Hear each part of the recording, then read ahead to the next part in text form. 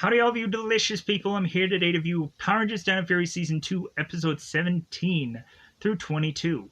So, not only do I have to do the task of reviewing 6 episodes, or recapping and whichever, I also have to go on and talk about these 2 seasons as a whole, compare them to other Power Rangers product, and so on and so forth. So, kind of bear with me via this review. So, the first thing I'm going to do is I'm going to talk about Power Rangers Dino Fury in its 2 seasons and compare and contrast and whichever. Tell you like if it's a watchable thing or not, like what should you watch and so on and so forth for those of you that haven't quite gotten to Dino Fury yet, or it's on your queue or whichever. Then, of course, I'm going to go on and give you kind of little cliff notes, maybe a little bit of spoilers in every episode, but not giving things completely away. There were even times that beforehand of me watching these episodes, I already knew where certain characters were already going. And so it was just the long stretch of wait to get to that. Oh, okay, finally they talked about that in this episode. Finally, now I can like state it here how I actually like felt about that idea or whichever of how a character changed or how we did a new thing with a character and what have you. So, of course, after my overall thoughts of Dino Fury, we're going to get into little cliff notes, and then we'll get in cliff notes about each episode, little spoilers maybe, and then we'll get into full-on spoilers, and I'll talk about every little detail. If I've said that already, I apologize. But let's get into this. Let's get on with it. So, the way that I have to break down the beginning of this is going to be set up in a certain way. I feel that it's mostly, what I'm going to say here is going to be mostly centered around Season 2, but then, like, there's little things that did kind of connect with one also, but we'll get there when we get there. So, Power Rangers Dino Fury, I think I've said this in the beginning, so I'll say this here also. Dino Fury had good visuals. I liked them. I enjoyed the visuals. And that, of course, is to be possibly just tied with the dinosaur theme, simple enough. But yeah, like, luckily they didn't drastically, like, change anything from Dino Fury Season 1 to Season 2 to have me visual-wise just go like, okay, like, now I completely hate every single thing about Dino Fury whatsoever, if that's how I ultimately felt. So, Dino Fury.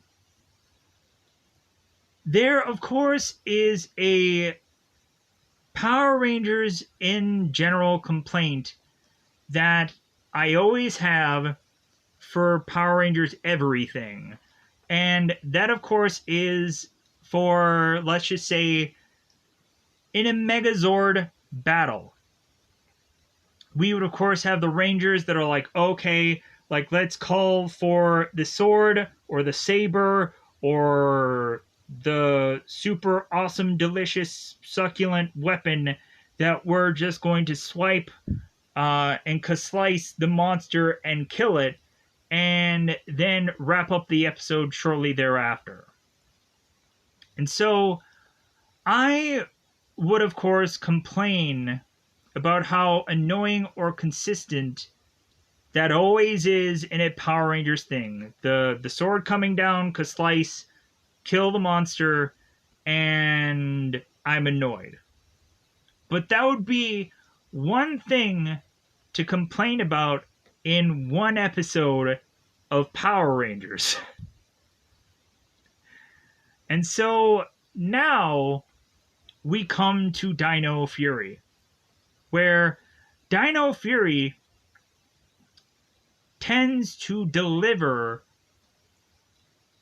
a similar saber slice kill monster thing,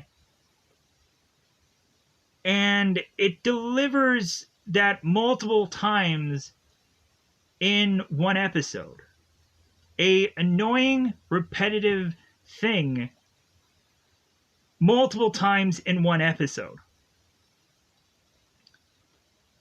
To the point of me having such a difficult time getting from one episode to the other, and me feeling that I'm going to get anything different from one or the other thing. To the point of me having a really just difficult time wanting to watch and complete said Dino Fury. Because I'm like, man, Dino Fury is, in my mind, the most repetitive thing compared to anything that I have ever seen in Power Rangers whatsoever. And there is often so many times I would go on and complain about a second season of any Power Rangers show ever.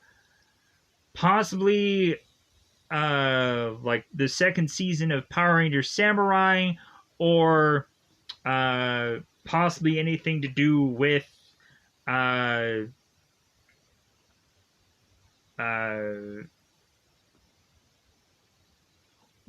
maybe Megaforce. I might have had a big complaint about a certain episode or whatever. But actually, I think overall, I liked Megaforce. And I enjoyed it. Visually and which have you. But so, unless I have gone on and not completely seen entire seasons of other Power Rangers content, which I'm sure that I would loathe and possibly hate that worse, but I have not seen it yet. But so, Dino Fury to me is quite possibly the worst Power Rangers thing that I have seen as a whole yet. To where I would not go on and want to ever rewatch this and come up with some redeeming thing about it, unless there is to be some other Power Ranger season in the future that ends up being worse off. And I am coming back to this to nostalgically just be like, but man, this wasn't repetitive as so-and-so thing. So, this has got to be the worst thing that I've seen. How many times did they have to put filler in every episode of Power Rangers Dino Fury Season 2? And have even the fighting and the stories being so choppy, but then also be the same, where every bit of the stories would always be that someone would pull somebody off to the side and be like, hey, how are you feeling today?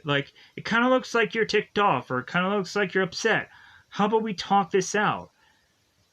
Every episode that I would have gone on to see is just like that. And I'm like, man, they are really just phoning this in and lazily just writing every episode. And I'm like, man, the writers of this show, man, their job must be freaking tough to just write the same thing over and over again. But yeah, so I would say that do not go in and binge watch an entire thing of Dino Fury. No. I would say to possibly watch the beginning of a season and the end of a season, and then to kind of look at the episodes in between and just kind of pick and choose, okay, I'll see the Lord Zed episode, or I'll see an episode that seems is focusing on a certain ranger that I like. But yeah, but other than that, I would not watch this entire series and binge watch it because, man, do the episodes just friggin' suck. And and I should honestly go on and kind of watch every single thing of Power Rangers because there's certain stuff like Ninja Steel and Super Ninja Steel where like I don't remember how I exactly felt about that, but you can see certain Ninja Steel episodes reviews that I did and whatever. But anyways, let's just kind of move on because the overall feeling of Dino Fury is it's the worst thing ever. So that's kind of what I feel at this moment. I am never gonna go on and rewatch Dino Fury to come up with some redeeming thing about it ever. I am to be happy with doing this as a one-off thing and never going back into it again.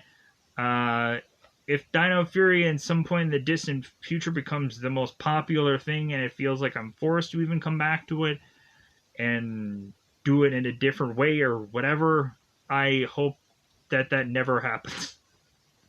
I really do. So, let's go in and let's talk about the episodes in a cliff note like fashion.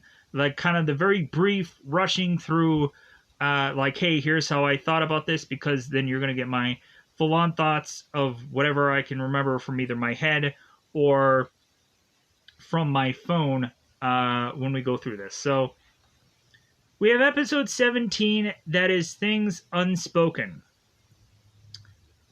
This episode is to go on and focus on Fern and Izzy's relationship, where we have Izzy who is having this conundrum of whether she should go to college or whether she should still be a Power Ranger. So I'm like, oh my god, this is the peace conference thing all over again. And so Izzy comes to this issue, and this not only quickly becomes a problem between her and Fern because Fern is going to this college and Izzy isn't. So Fern is like, "Oh, so is it me? Like is am I the reason you're not going?" And we also have like Father Garcia. That's kind of anytime I'm going to say Garcia is going to be the warden guy, the park ranger looking guy that I'm just going to just always say is Garcia unless like there's the Garcia family, and then I'll just kind of go on and like, well, Father Garcia uh or husband Garcia or whatever. So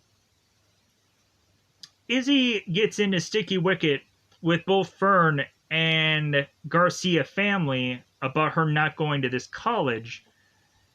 And that ends up becoming like a big thing for this episode. We also start to, in these episodes, start to reveal the whole Power Rangers thing to certain people. And I'm not saying any episode specifically does that, but we start to really take off that mask a little bit more in these episodes than any other time.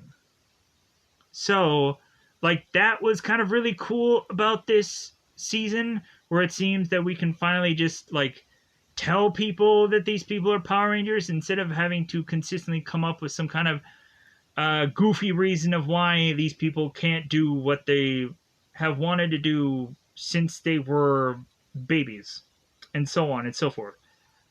Like their life goal now shattered because they are now Power Rangers. So that ends up becoming episode 17, like Things Unspoken. We get that. We also get this monster called Quick Spine, who is to, of course, be this kind of this speedster monster. There, of course, is some goofy lines said by, like, specifically Ion in this episode, and we have a monster where, like, they have to come up with, like, a strategy of how to beat it, And I actually thought, I'm like, wow, like they're actually being creative in this episode for that one little thing. But so yeah, like that I could have gotten behind. And so we also bizarrely have the monsters who are after this key, which we'll find out later why that key bizarrely holds importance. And I'm like, man, that was a lot of work to get to that one thing, to have it really just be a thing that didn't have like the greatest of payouts at the end. But it is what it is. So moving on. Episode 18, Guilt Trip. So we come to find that this episode is to be a Japan focused episode. And I actually thought that this was enjoyable because this is, of course, a throwback to when Power Rangers were actually doing most of Power Rangers footage-wise was in Japan, because now it's filmed in New Zealand. The American version, I'm assuming? I don't know. Like, I don't know if everything is all, even the Japanese version is filmed in Japan, or if there's just one singular Power Rangers thing now and there's no Sentai at all. I'm not quite sure how that works or how it rolls. You know what I'm saying? So we come to find in this episode Amelia and Ollie want to go to this hotel, and Ollie wants nothing to do with his mother, Dr. Akana. I figured out that frickin' name because it seemed like this character had a good chunk of focus in this episode. So, and also it was said at some point in the episode, so that helps that out. So, instead of having to have me look it up in IMDb. So, we have Ollie that doesn't really realize, like, the mistakes that he makes with his mother have real ramifications. And so Ollie kind of has to make amends with his mother, and also instead of passing the buck on to Ion to go to Japan to face off against Sugar Hit, which was actually a real fun monster. It was goofy fun. We really have some more comedy in this episode than anything else, and it just it's good, clean fun is what I could say for Guilt Trip. We have me want to just kind of move on to the next episode. So, episode 19 is Bad Vibes. Bad Vibes, if we didn't have Ollie become evil in prior story, which was great. I loved Hate because of Ollie just becoming evil. We now have two Rangers becoming evil, and I'm like, shouldn't this be better? Shouldn't this be just jam-packed full of goodness? Excuse me. And not so much.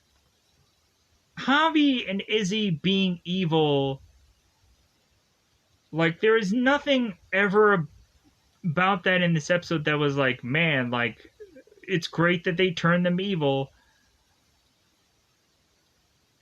because they were just like a instrument for the villains to be able to use to get to a solution quicker. But them being evil didn't have a impactful thing on, like, the episode. There wasn't even really Izzy or Javi really, like, fighting much with the Rangers like Ollie did in other episodes. So we come to find that this key is to be an important factor to get this drill, which we will come to find that there is a plan for that. So the key, which end up turning into getting a drill, which also has some goofy things even to get to use that. Like, man, do we really just stretch thin a lot of this just to get an episode out. And this episode goes on to give us yet another singing thing that I always loathe and hate about any show ever. And so I have to go on and yet again complain about singing being used in a episode of Power Rangers.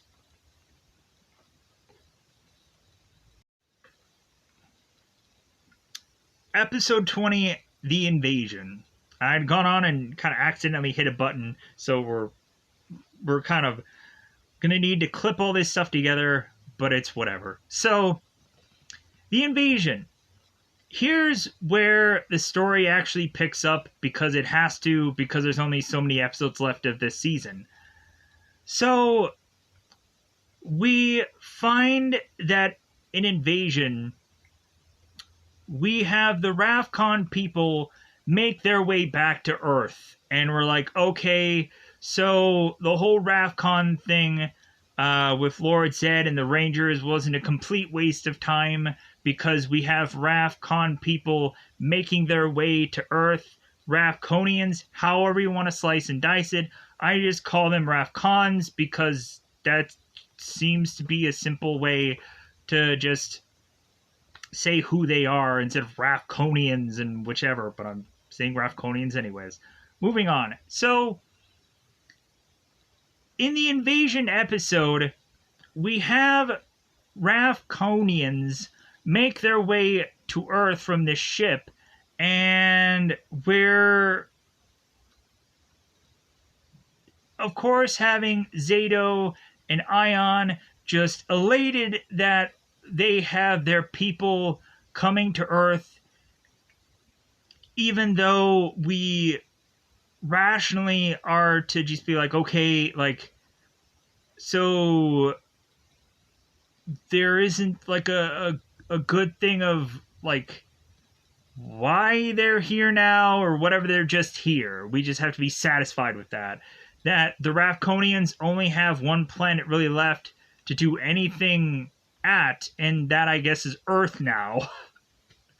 So, at first, we have both Zato and Ion and Aurora, I believe her name is, exchanging information about Aurora not really believing in Zato's messages, that there's no way that a knight could still be alive at this point of so much time passing. Like, how could this person still be alive? This has to be a hoax, yada yada yada.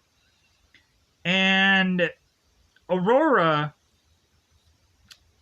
comes to the Rangers first as a friend and is like, well, hey guys, I'm here now, isn't this great? And here's my whole origin story of how we got to point A to point B, which is here right now. We then have Aurora turn around and just be like, well, since I'm now on Earth, how about I just divide and conquer and just kind of take over Earth, because like I want to live here now, and I feel that like humanity is a race that will like kill and destroy one another, because that's always the alien thing about things, where it's like, well, hey, like you haven't lived long enough with humans to understand that like there is some good in them too. And the more and more that Aurora is around humans and realizes the either sacrifices or the things that they try to do to save their own people or their planet, like Aurora starts to realize, like, you know what, maybe Earth isn't all so bad. Like, maybe, like, I just went down the wrong Google search about what Earth really is. And now that I'm kind of really seeing with my own eyes what Earth is all about, like, maybe I judged too harshly about it.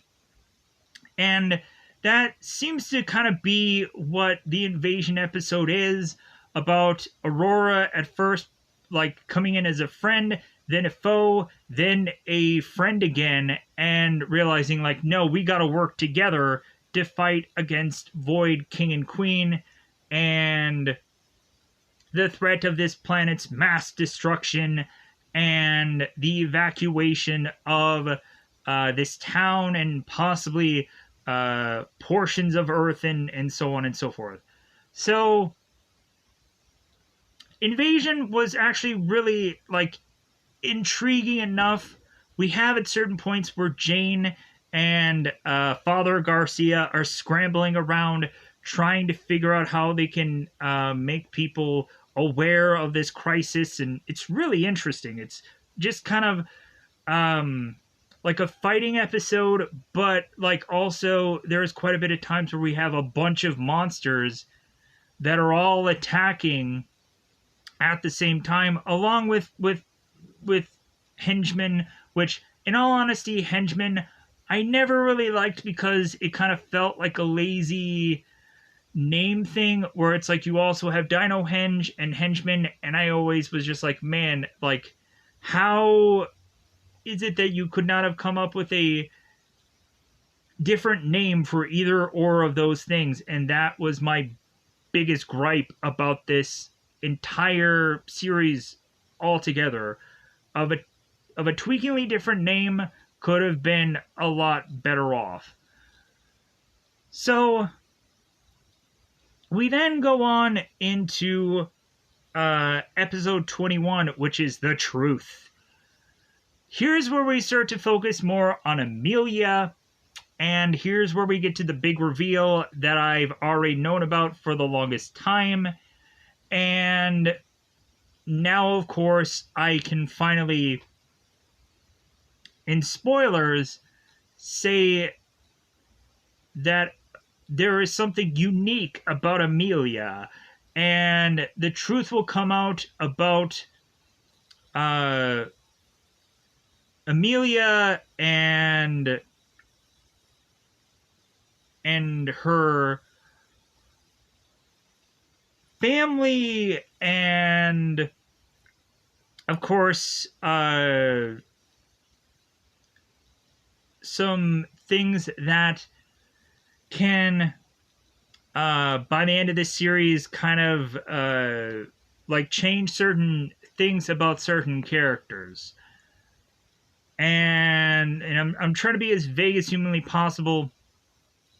There's some decent amount of story here, and with the big spoiler of Amelia, there's not much that I can really say about the truth. There's not much truth that I can say about the truth episode because it's a big amount of spoilers. There is some flashbacking things that actually aren't to just recycle from older episodes and whatever. We technically do get a recycling of a scene from 21 to 22, and I am just like, really? But it's to just reveal something. But still, like, I'm like, you just basically recycled that same scene from a prior episode. So we come to find out that Void Queen is to collect all of the Sporex together and make a massive cocoon out of it. And I'm like, okay, we've kind of done this a lot in other Power Rangers things where like Lightspeed Rescue, I think, had done something like this where we take a character and like we make it stronger and so on and so forth, and we kind of do the same for Void Queen. But what makes this even worse is the whole cocoon thing. I would have to go on and ask, like, why does Void Queen need to be inside the cocoon the whole stretch of that time. Because the end result is just her kind of manning a Zord-like thing. And so I don't get why she had to be in the cocoon the whole time, but that is what it is. We get some really good by the end of these 2 episodes, we get some really good things with Void King, Void Knight, Tarek, and we get some really good things with Void Queen and that jazz. So we then go on to Nemesis the Nemesis, because we have Void Queen, who is to man this big monsterish thing called the Nemesis Beast. And so, with there, of course, being the numerous times over of using the Dino Night Key and the Master Saber, consistently used throughout most of these episodes, we have, of course, a possible sacrifice being made in this episode, and I was like, man, all right, like I can be okay. I'm like, I get that this was kind of like the whole Men in Black car thing where you don't touch the red button, and like that has kind of been set up for a while of like, well, like maybe we should use this kind of one thing, but wait, maybe we shouldn't, maybe we should. And so yeah, and if anybody has, of course, gone on and seen any image of Cosmic Fury, you'd realize that whole end of this does kind of get wasted, but like it is what it is. So there's just really good story at the end of this, even though again there's some repetitive things, or you kind of know even where the story is going, but you're enjoying the ride. And there is this kind of really cool moment where like all the Zords kind of collectively like surround the monster, and it's visually interesting that way. So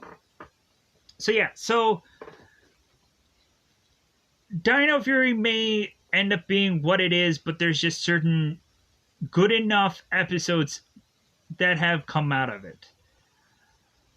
So with that said, it is about roughly that time to just go into complete spoilers and just go into every bit of this story from whatever I can remember or whatever is to, of course, be listed upon my notes. So, with that said, let's go on and let's go into the double 5 time, because I think it's about that time to just go into spoilers.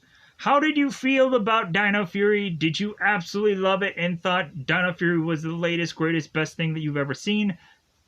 Because I know there's a lot of people that will adamantly have the exact opposite opinion of me, and they have to go on and they have to say it, and or just do it even if they never even saw an episode, just be like, no, I love this. I don't know what you were thinking.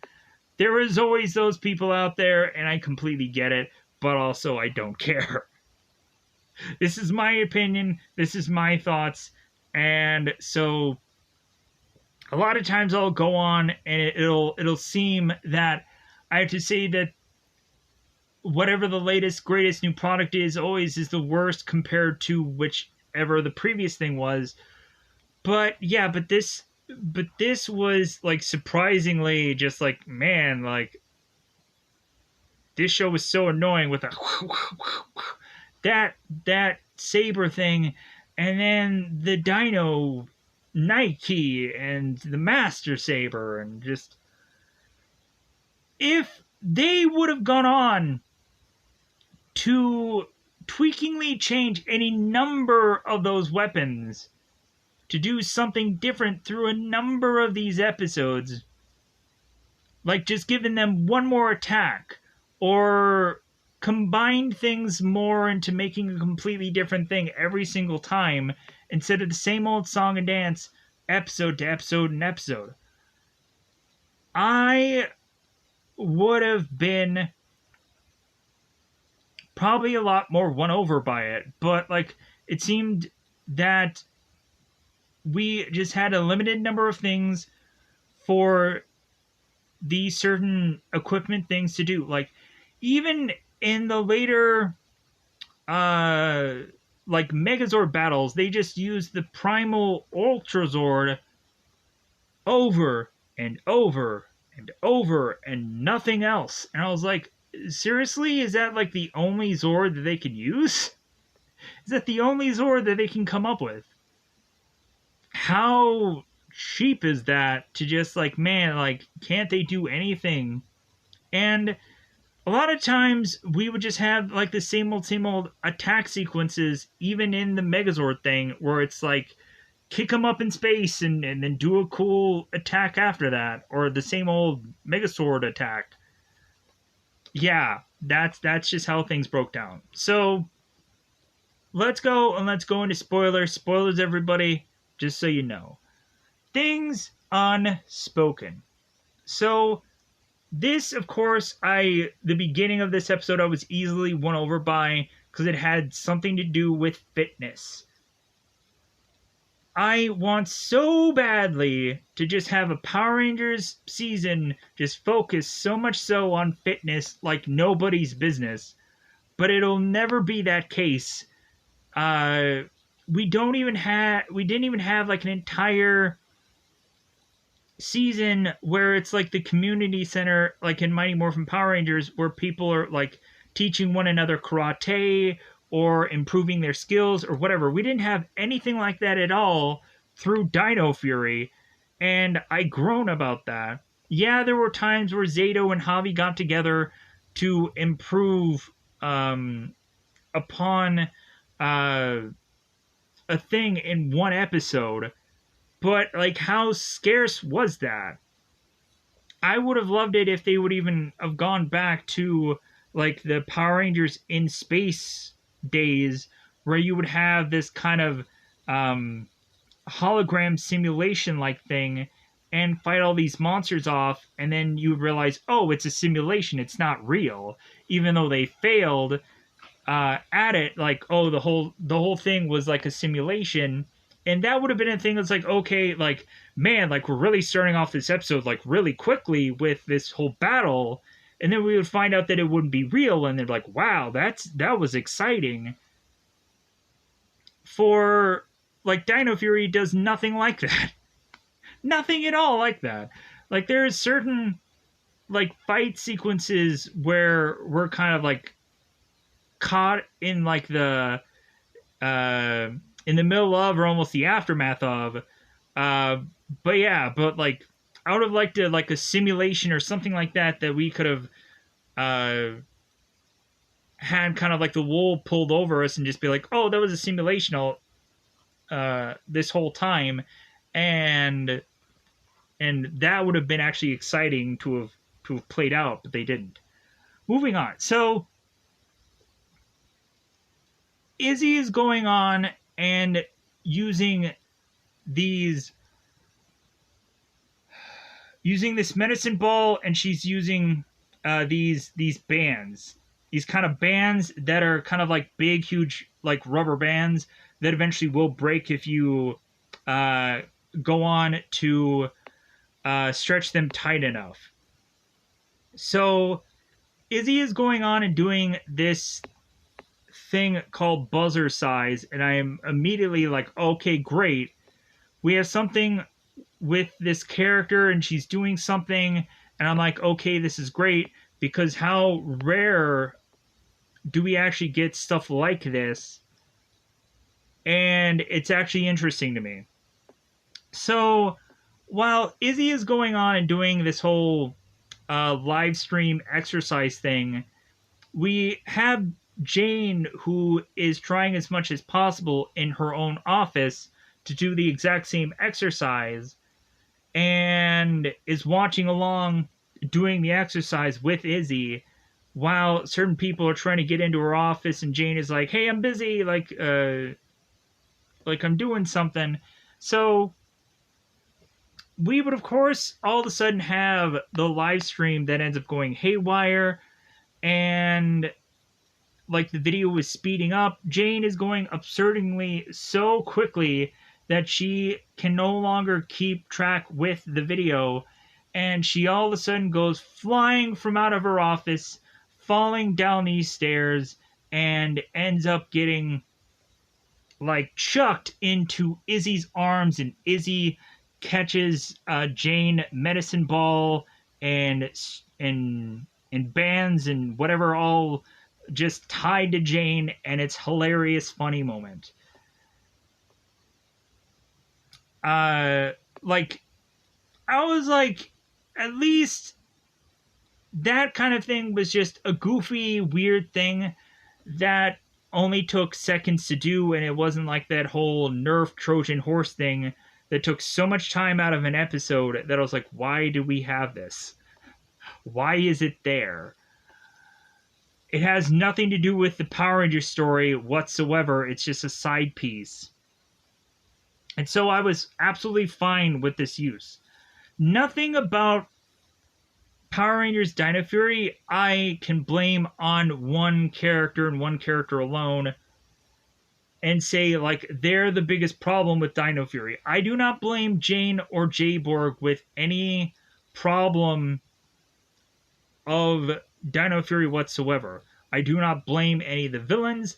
I do not blame any of the Power Rangers. I blame everything as a whole completely. Everything is to blame. All together. So, we transition from the whole Jane falling out of the sky kind of thing to Fern coming in to giving Izzy the news that she's been accepted into this college program that is to be dealing with exercise and whichever. And we come to find, as the further and further they start talking about this whole college thing, that this college is to, of course, be far away from, of course, where they're located now. And it's like a 6-hour drive.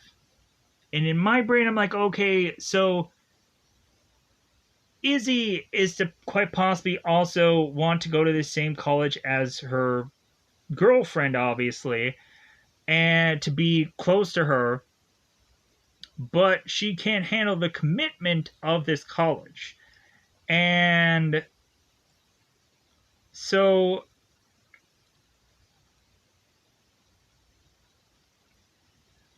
we then have like a kind of transitional move where like kind of Garcia comes in and starts talking about the college. I'm like, man, I hope Izzy gets accepted to this college also. And then Garcia is like, well, hey, like, aren't the two of you going to like a track meet? So how about I kind of drive you there, and we can just kind of talk things out and eventually get attacked by a big, huge, raging monster, and it'll be great.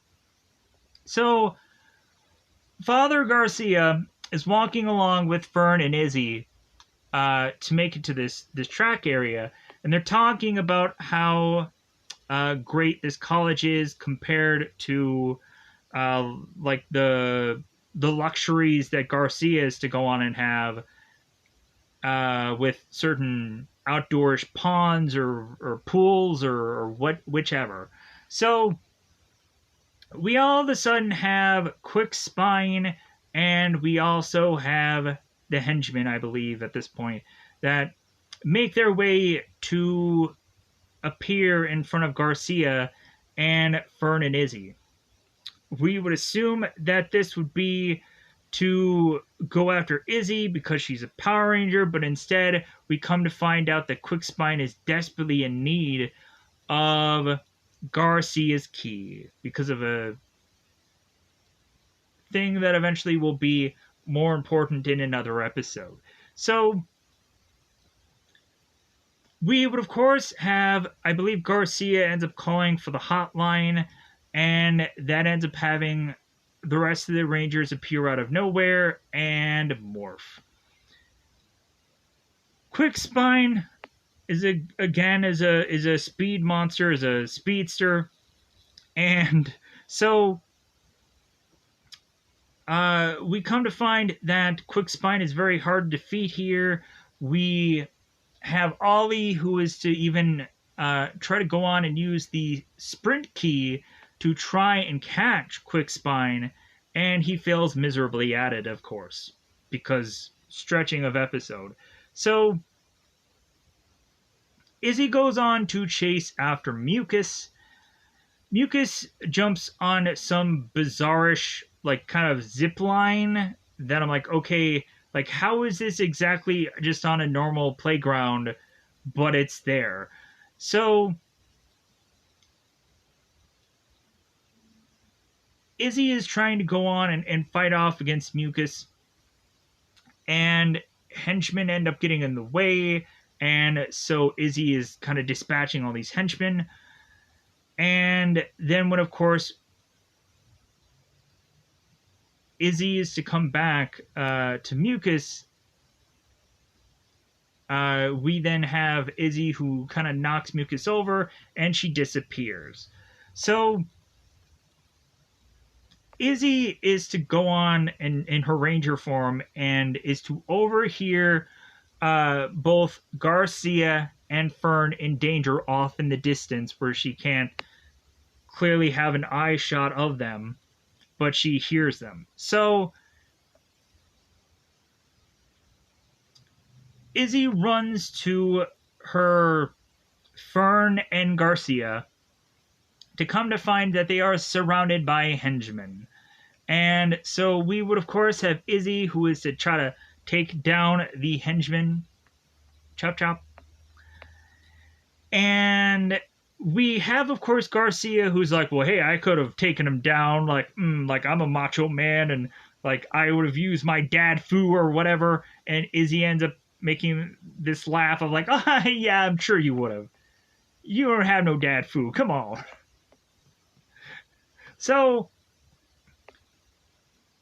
we have Fern that ends up kind of getting peeled away from Garcia, and now Izzy and Fern are kind of having this moment together, and Fern is just traumatized by this whole monsterish moment. So Fern is all of a sudden like remembering in her brain. She's like, "Oh my god! Like, where is Izzy? Like, where is my girlfriend? Like, whatever could happen to her? Like, and like if something were to have happened to her, like I would have never have been able to have told her I love her." And we're like, "Oh my god! Somebody said I love you to another person on a Power Ranger show? This is great." Because how rare is it on Power Rangers? Do they kiss? Do they even hug?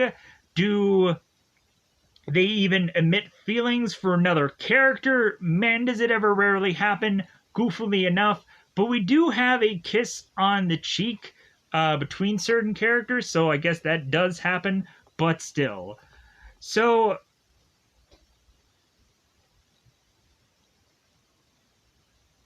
we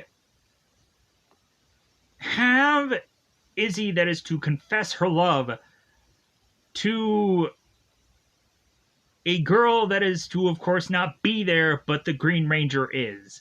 And so Izzy goes on to say that it's like, well, hey, like, I'll make sure that, like, your girlfriend Izzy is okay, and I'll find her and help her.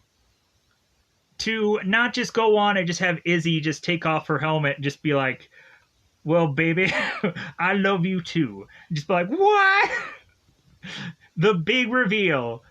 No, we don't get that. We just have Izzy, who's like, oh, okay, well, I'm just gonna try to calm Fern down and say that I'll help out her girlfriend.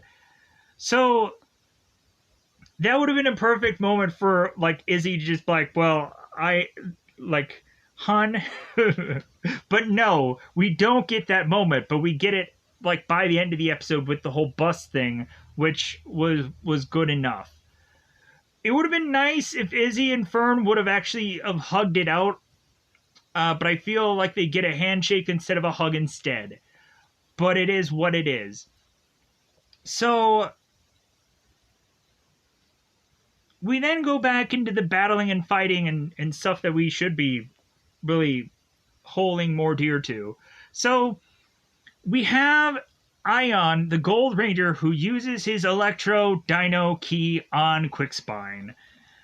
And we have the stupidest line. The stupidest, even the stupidest is not a real word. We have the dumbest line delivery of a Power Ranger that I have possibly ever heard in my life, until someone is to go on and to have watched a number of these videos and correct me at some point and say, no, you said that this was the stupidest line. And I would just be like, oh yeah, that is correct. That is actually worse. But this one is pretty dang near bad. With the exclusion of the whole ride or die thing, I think that was awful coming from Ion. But moving on. So Ion says the words to Quickspine. Stay still, I'm trying to blast you. And I'm like, why would a monster acknowledge that and just be like, okay, well, clearly, I'll stay right here, buddy. Just blast away. Why would a monster not want to just, like, adhere to that? No. That comes out of the Gold Ranger's mouth, and I'm like, that is dumb. As Quickspine takes down all Rangers with a attack of his own. Now back at Dino Henge, Ollie mentions not keeping up with Quickspine, and we of course have Ion, who is to just be like, well, hey, like, maybe you're, like, not athletic enough. Like, maybe Izzy is a better runner than you. Like, maybe, like, we just gave you the wrong key that day kind of thing. And that, of course, is to have all the Rangers just look at Izzy, and Izzy is all like, I'm so sad. And the Rangers are like, Izzy, why should we give a crap about why you're so sad? And we come to find that Izzy is to, of course, have texted to Fern that she was saved by the Green Power Ranger. She tweeted away. But then is to also have this envelope that she pulls out from her hooded coat thing. And she whips it out. And I'm like, please don't tell me that this is some letter to the peace conference, or it's a Dear John letter from a girl named Kimberly, or it's a mail-order bride. Like, what could be worse? So, we come to find out that I'm like, I immediately know what this letter is for.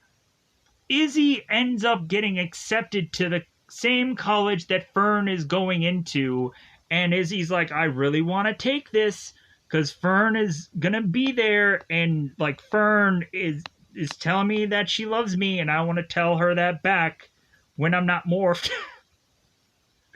And so, like, we have Izzy that's like, man, this is not only gonna ruin, like, my possible relationship with Fern, and my family, and everybody that I know in my life, because, of course, Izzy was to have had this goal her entire life of going to this college, and now she realizes that she cannot do this goal because she is to be a Power Ranger now, and Power Ranger things are going to take up so much of her time, which, funny enough, if any of these characters are supposed to be in high school, I would never have pure evidence of that, or any other school thing that they would go on and do in their life, because where is that ever in this show?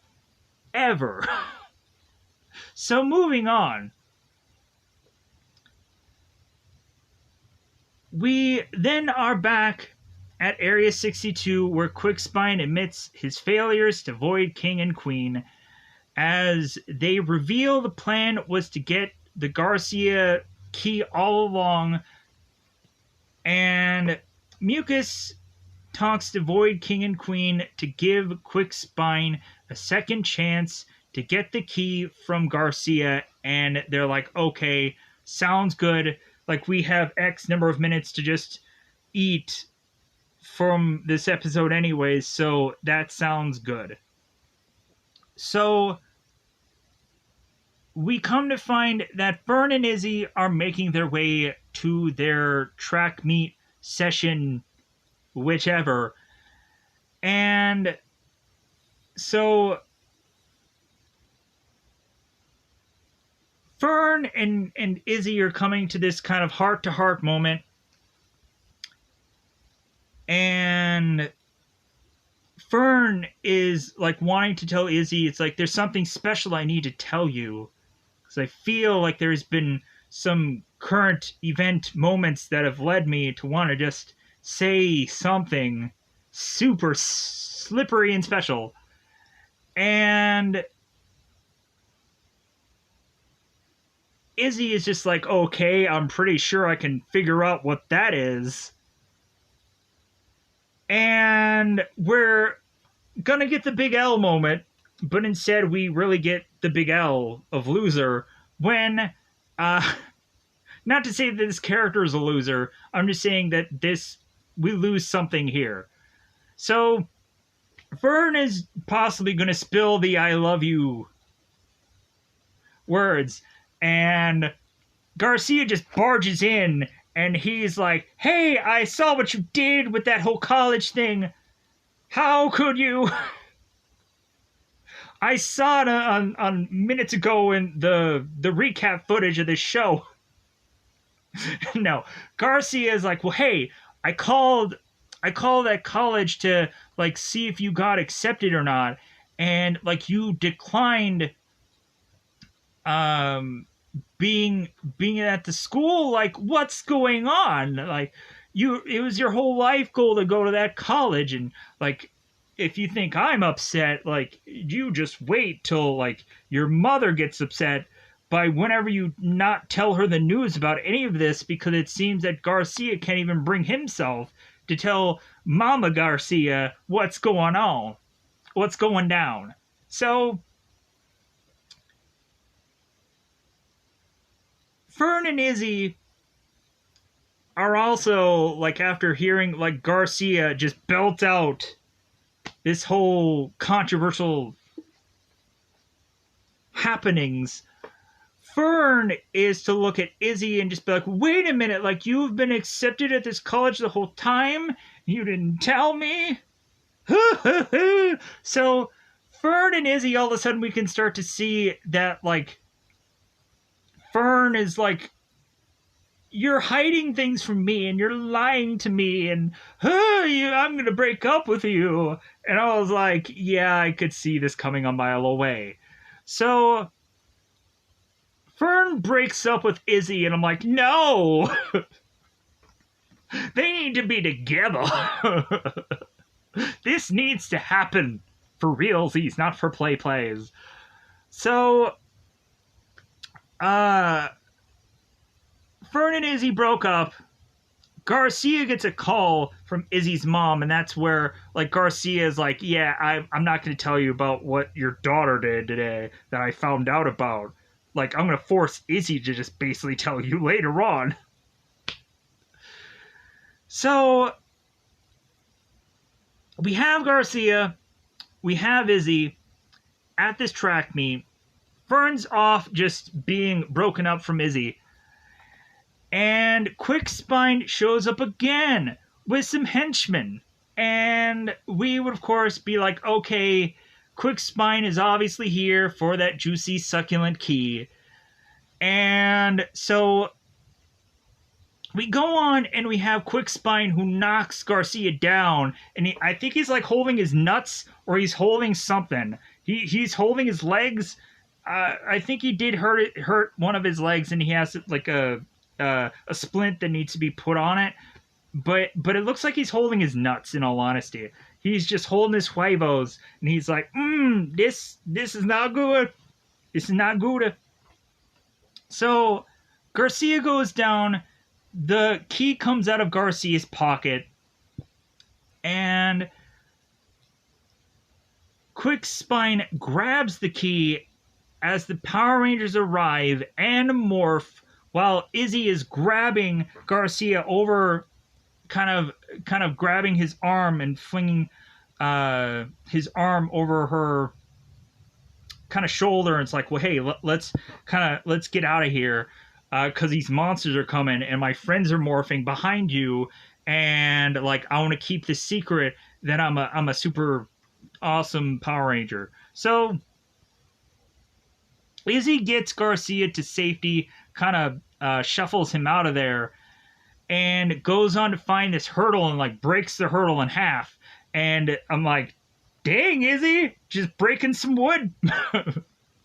Just busting that wood, right? That morning wood or afternoon wood, whatever wood that was.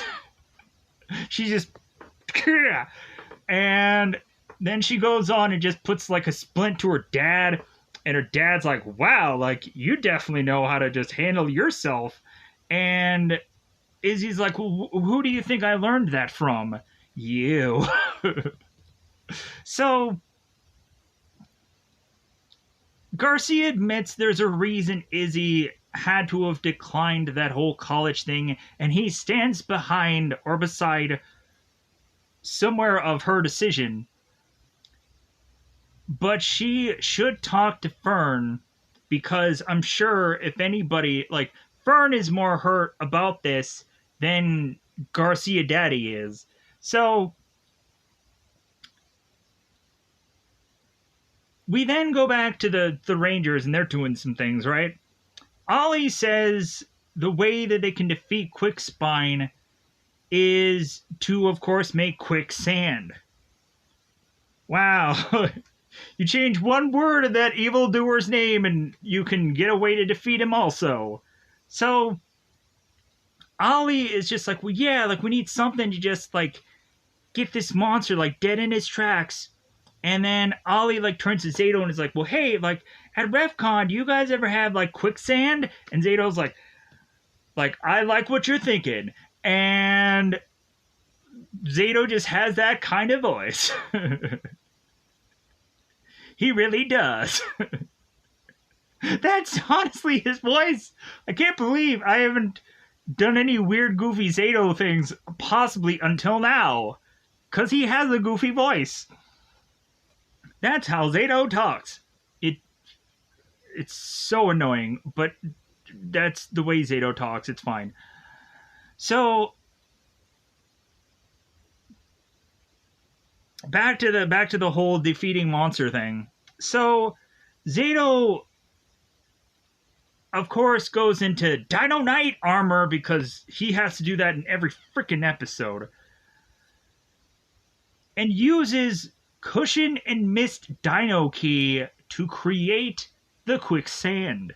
So we all of a sudden have like Quick Spine, who's just running around like nobody's business. He doesn't know what he's like walking into to possibly his defeat. So they use the Dino Fury Force attack against Quick Spine after he kind of drops in this quicksand. And the way that Quick Spine gets out of it is by going gigantic. We have the Make Our Monster Grow moment. We don't have the pocket gigantorish thing from before, but man, would not have been sweet. So we would, of course, have Zato, who calls up Solon, and is like, hey, lady, you better give me my Zords. Give them to me now. Give me them Zords, woman. Man, but that would have been sweet if one of the episodes would have been like, give me my Zords now, woman. I would have been just jazzed. It would have been better than, man, those are my ride or dies. Why? Why is that line said? It is nothing that makes sense. So, the Rangers call upon their Zords to turn them into the Primal Ultra Zord, which we'll see so consistently in these episodes. It's redonkulous. So, Quick Spine is four-armed. He's just kind of like, he's just kind of four-armed into space. Because we haven't even done that before with the whole, hey, I see Angel grow from here. And we've seen this. And we'll see it again within these episodes. Four-armed into space, and then we get the Mega Fury Saber to just cuss-slice. With the also Primal Ultra Blast, which is to not be the complete cuss-slice, but it's still like a blasting maneuver, so it's slightly tweakingly different than... But still, they're all the same. They're all the same. We then go into a transitional thing, avoid Queen collecting the Sporix, and the Sporix kind of spits out the key. She's like, well, I got what I came for. Ha ha ha. Ion asks Javi how his dad is doing. Once they're kind of in Dino Henge, kind of this is an after effect thing. And Javi says the biggest stress is finding a new key for his drill. That was the whole key to try and get the big, massive, goofy-looking drill that honestly just does what it does, and it kind of feels like we're going into Teenage Mutant Ninja Turtles territory with the whole drill thing. It gets weird. So, the Rangers question, why the key? Like, why did they want the key so badly? Why was that a thing? Like, and it's like, obviously, like, someone should have just walked in, like, the director or whoever, and just be like, you guys obviously just didn't read the script now, did you? And the Rangers look at him and like, no. And then the director's like, well, oh well. And then he just walks back out of frame.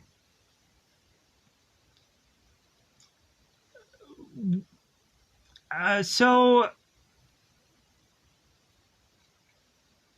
the Rangers, and we come to find out that Izzy is upset for the 80th time in one episode. And we find out that Izzy is yet again upset because Fern isn't returning any of her calls. And Fern is leaving for school earlier than when she thought she was going to leave. And so we really just have this goofy rom-com moment for Fern where all the Rangers are kind of looking at Izzy and like, go get her, girl. Like, yeah, like, you get your groove back, Izzy. Like, yeah. Just bring a huge, massive boombox and put it over your head and win Fern over. Do it, Izzy. Get your groove, whatever thing back. Just do it. Do it. So, the Rangers convince Izzy to run after Fern, and like Solon is even telling her like, hey, this is the last bus for the day. So, and for Izzy to make her dreams come true and all that garbage. That's not exactly what they say in the episode, but I'm making goofy fun. And again, that's where I say that like Power Rangers just become some sappy rom-com. It's goofy. So Izzy makes her way to the bus stop to apologize to Fern about the letter. And Fern is just like, well, yeah, like it feels like you were keeping something from me, and if was I the only reason you weren't wanting to go to that college? And so Izzy says she loves Fern too. And Fern is like, you told me you loved me? Like, well, like, I feel that too. And why is it that you told me that you loved me too? Like, the only person that I ever said that I loved you too was the Green Power Ranger. And wait a minute. So Izzy starts to, like, put all these pieces together of, like, Fern said that she loved Izzy and was saying that to the Green Ranger. So Izzy, via facto, has to be the Green Ranger. It can't just be coincidence. And so Izzy pretty much is like, well, yeah, I am the Green Ranger. Like, let's just kind of just, let's keep it hush hush. Let's keep it on the DL. But yeah, like, I am a super awesome, cool Green Ranger. Isn't that awesome? So Izzy is like, wait a minute, what? Like, you're the Green Ranger? And so that makes complete sense why you won't go to that college. And also, like, it makes sense for everything now. It's kind of like whenever a superhero reveals their identity to their loved one, and they're like, oh my god, I completely understand why, like, you were so flaky for 20 years and couldn't do anything with me because you were so busy saving the world every single day and I didn't even know. So, handshake instead of hugging and loving and squeezing.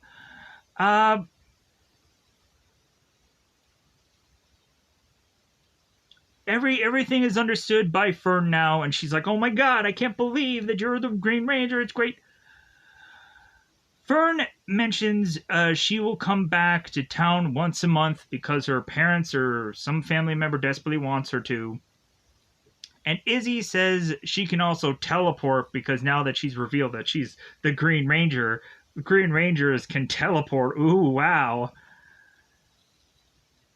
Fern ends up needing to go onto the bus, and so the last thing that Fern ends up telling Izzy is, may the power protect you. And I'm like, wait a minute, Fern is a Power Rangers fan? Like, she just basically stole the Zordon line. She just stole it, like as if she was a fan and she knew all along that line. So she was like, may the power protect you. I'm like, yeah! So now we move on to the next episode, which of course is to be called Guilt Trip. The Japan episode, which was fun. Not good, but fun. It was good fun. So we go to Area 62, and not Area 63, because that place is just busy. Void King has the key. He's like, hey, look what I got. No. I wish that they should have really, like, comedied the crap out of this show. Like, if there wasn't much writing going on, they should have comedied the crap out of this show and made everybody's sides hurt whenever they were watching every single episode of Power Rangers. And just like, oh my god, this show is so good because I'm laughing consistently. But no, that does not happen upon this show. So we have Void King with the key, and Mucus is just so jazzed about there being a future Sporex paradise as she's bizarrely singing this tune, and Slifer and Wreckmate are just like, hey, like, she sucks at singing. So Void Queen has a plan of how she's going to distract the Rangers while Void King and buddies are going to go on to get the drill and figure things out about that whole drill situation. So, which inevitably, like, it becomes a huge, massive waste of time for the effort to be put into a lot of this when it comes down to one small little thing that causes the monsters to just backpedal and just like, oh no, we gotta do this all over again. We gotta find another drill that has a key thing, and it's dumb. So as we go to Buzz Blast, we find Ollie and Amelia making their way to, or making travel plans to, a place called the Stein Hotel. Like R.L. Stein? Is that a Goosebumps reference that I'm not getting somewhere? So they're going to this haunted hotel and they're talking about how jazzed they are about the possibility of them going to this haunted hotel. We come to find out that all of a sudden, while Ollie is getting his juices flowing, so to speak, from all this haunted house talk, we then turn around and have that get all deflated and limp when Ollie's mother is to give him a little call, a jangle. So Ollie goes on and is to answer a phone call from his mother, which leads to a lot of boring dialogue here, and just like Ollie's mom is just like, well, hey, like, how are things going? Like, what's going on? Like, I need some more screen time. Come on. Give me something here, Ollie, so I can get more screen time. Dr. Akana, after the dialogue between Ollie, and Ollie is just like more interested in just having more dialogue with Amelia than his mother, so kind of click. So Dr. Akana, after getting off the call with Ollie, is to eventually get alerted of a threat by Dr. Shinuru Ano Shinuru Aro. This doctorish guy is to go on and alert Dr. Akana that there is to, of course, be a threat of there being a monster in Osaka. They're showing the news report, and like the Osaka anchor woman is like, yeah, we have some monsters down here. It's going crazy. So we're like, okay, all right. Like, so we're going to get a monster in Japan. This is pretty sweet. Can't wait for this to happen. So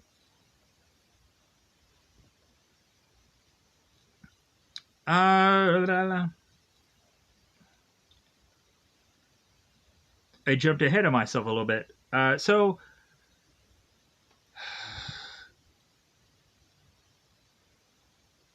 we come to find out that the monster is to be Sugar Hit, which is this character that is kind of this clown pie chucking monster, which is really fun. He starts throwing all these fruits and strawberries, and like it's a goofy, fun episode. Ion gets pie in his face. It's great because I'm not a big, huge fan of Ion. I like the Gold Ranger, but Ion is just, he's a goofy character. He is.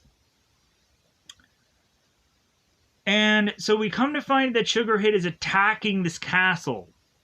I don't think I exactly see a castle in the background, but he's attacking some castle.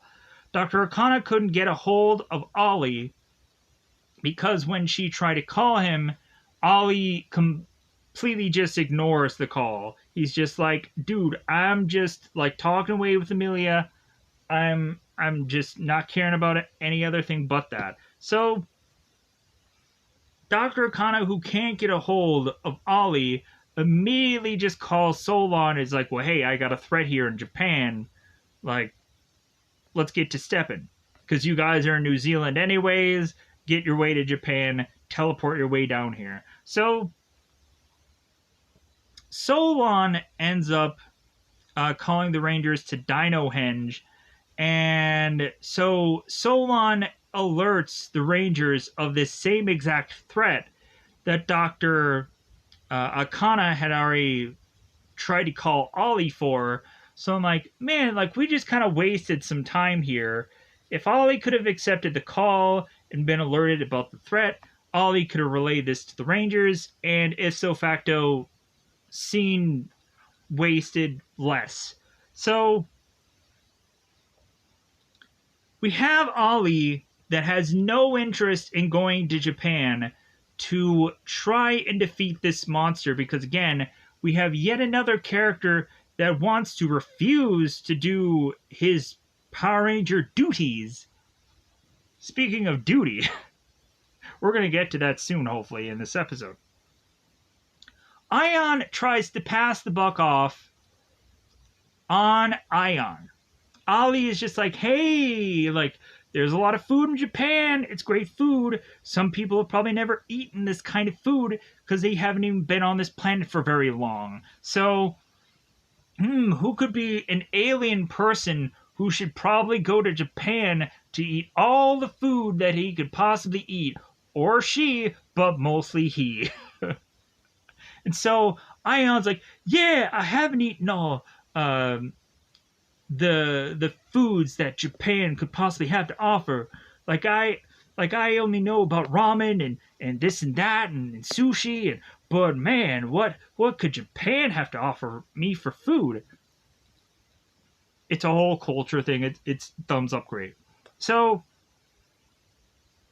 Ion goes on to go to Japan, teleports there, meets up with Dr. Akana, and asks about food. I don't want to fight a monster. Where's the food that I heard so much about? So Dr. Akana's like, well, hey, like I have a couple of bucks with me. Like we can go to this food joint, and so you can just not have to talk about food for X number of minutes. But eventually you're fighting a food monster, so that doesn't quite make any sense. So Dr. Akana and Ion are just kind of making their way through Japan, just seeing the sights because Ion is new to Japan.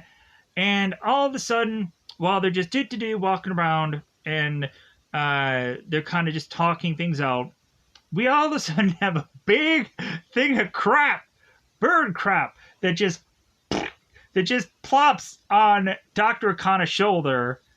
And so Ion is looking at Dr. Akana with bird crap on her entire arm. It's like just really there. And so they're looking at it and like, this can't possibly be bird doo-doo. This can't be bird crap, right? And so Akana ends up taking the bird crap and she like touches her arm, and then she's like, and Ion's like, no! Akana, you just had some crapana in your mouth. What the heck is going on?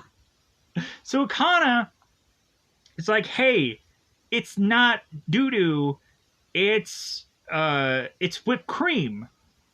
And Ion's like, what? Like, Japan is a weird place. Man, that's what he should have said. So we find it's whipped cream doo-doo, and Ion all of a sudden turns after finding out it's whipped cream doo-doo to get some kind of pie doo-doo upon his face. He gets pa! And I'm like, all right, this is sweet. Get some more pie in the face. And he does. Pa, pa, pa, pa, pa, pa, pa, pa. Like, yeah, like this is some good comedy here. Keep it rolling. Some pie doo-doo. So we find that Ion is displeased by the pies that he has gotten hit with, and he is eating them while he's been hit with them, and he's like, you know what? Like, this needs some chili. This needs this. This needs more paprika or whatever. And so Sugar Hit comes out of nowhere, and he is just upset by the culinary skill of Ion, but then also he is just upset because, like, dude, I just spent like how many hours with those pies, just making them and baking them and whatever, and you're just insulting me. It's kind of like the foot shaming thing from Lothorn. So we have Sugar Hit upset, and then we start to get him fighting Ion. After Choco pies and berry and apple pies hit Ion, and he asks if there's anything other than pies Sugar Hit can possibly hit him with, Mucus all of a sudden starts to rattle off cookies and all kinds of other desserts that there could ever be from life of which that we know it. And that's, of course, when Ion links to Morphin Grid. Mosablast. It's two things that he's only known for, and I'm probably annoying a number of people with being repetitive by saying those things, but how many times does it come up in the show? How many times? Dr. Akana forces the entire Ranger team down to Japan because she's selfish. She's a selfish prick. We didn't know that about this woman until now. And Ollie's like, man, I need to go to Japan? Man, that's just gotta suck, right? I can not only just go there and just get all kinds of manga and unique toys that I wouldn't be able to get anywhere else, but I gotta go to Japan because I would rather stay in New Zealand because of Lord of the Rings.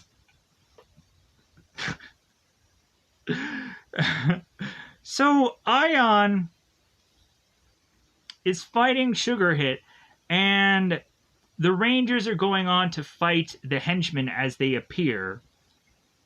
Ion calls the Rangers their ride or dies, and I just couldn't help but laugh. Mucus falls on her own cake that she ended up putting the words Rangers stink on it, but in an English of which that seemed just bizarrely like she wasn't even trying. So, because I'm sure they would have had to have gone on and I don't know how many times for any numbers of these cakes probably had all kinds of different initials and whatever goofy things on them, so who knows. So, Mucus is to be all covered in cake, and she makes this video call to Void Queen, telling her that the plan seems to be at a success. And so that, of course, is when Void King, Wreckmate, Slifer all leave to go on their drill adventure. And Void Queen is telling Mucus to clean herself up, because she did. Void King and monsters attack Garcia at the drill site and reveal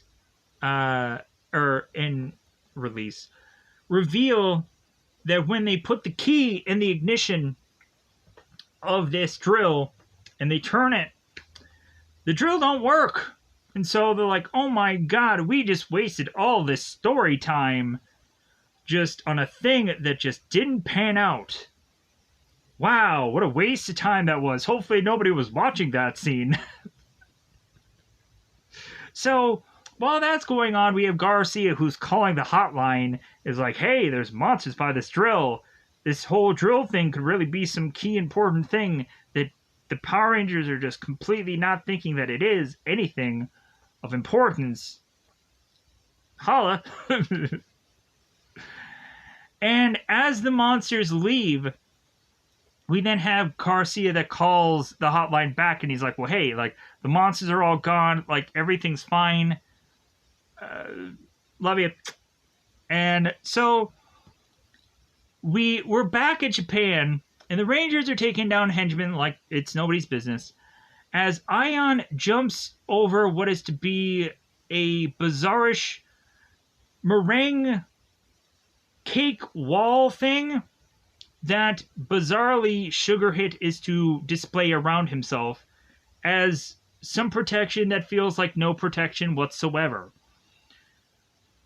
And then as Ion is to be flying up in the air, trying to get into the whole of what this wall is to surround and be Sugar Hit, we find that Sugar Hit is popping out all of these berries, these strawberries, to hit into Ion, which he completely dodges because he's the bestest ever. So Mucus runs off with Sugar Hit to just be like, well, hey, like we're all kind of done here. Let's move on to this next tourist site that's on this map. And they're like, wait a minute, like, what was that map for? What were they doing with the map? I want to know. Like that, like bizarrely, the Rangers are like so dumb that they have to like point out something and ask why was it so important, because again, they did not read the script like they should have.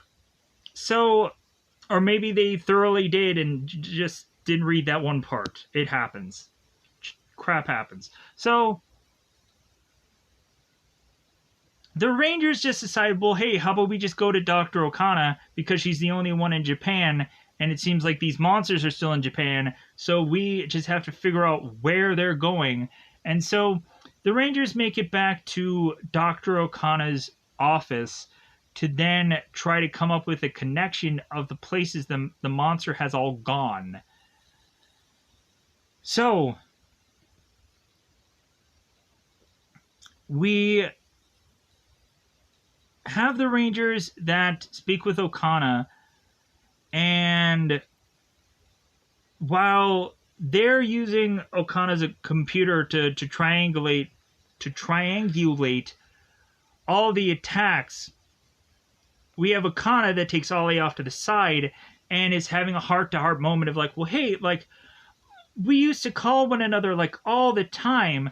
Now I can't get a call from you any time whatsoever. And Ollie's just like, yeah, but I have a girlfriend now, and like things have changed for me. I'm a Power Ranger. Like I'm busy. Like I have to do. I am busy. So we get into this argument between both Ollie and his mother, and like the end of the argument is Ollie just no longer wants to work with his mother anymore and kind of storms off. Amelia really overhears this argument, and she's like, well, I need to now take Ollie aside and just kind of figure out how we can kind of work this out. So we just have people just pulling people aside like nobody's business. So we transition to have Amelia chasing after Ollie, taking him to a side, and Amelia says that like the thing that she liked about Ollie is the fact that he's kind of smothered by his mother and he's a mama's boy and so on and so forth. And all of a sudden we then have Dr. Shigeru Ano, Dr. Okana's assistant character, and he ends up just interrupting this conversation because it's not going enough of anywhere. And he's just like, well, hey, like I'm going to tell you about what me and your mother are working on because I have nothing better to do with my life. And so this doctor goes on and he is talking about Ollie, and then he's talking about her, or he's talking about Ollie, and then he's talking about his mother's sloppy work and how they have to stay up all night to be able to work on this project. And Ollie's like, wait a minute, like, my mom doesn't do sloppy work. And Dr. Shigeru is like, I beg to differ. And so come to find out, the sloppy work coming from Ollie's mother is actually Ollie's work himself, that he was to, of course, not have gone on and factored certain things into uh, Dr. Okana's uh, experiments. And so all he's like, oh my god, like I'm just forcing my mother to work all night because of the crappy work that I'm doing. So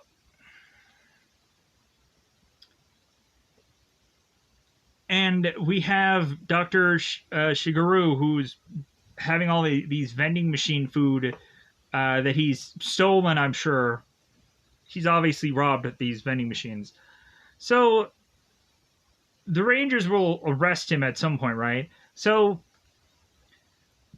the Rangers tell us Mucus's map was a top 10 tourist hotspot thing, and they haven't hit the last of the sites yet. That there's one site left. Out of all 10 of these sites, they've gone to 9 of them prior, and they're on their very last one. How convenient for story, right?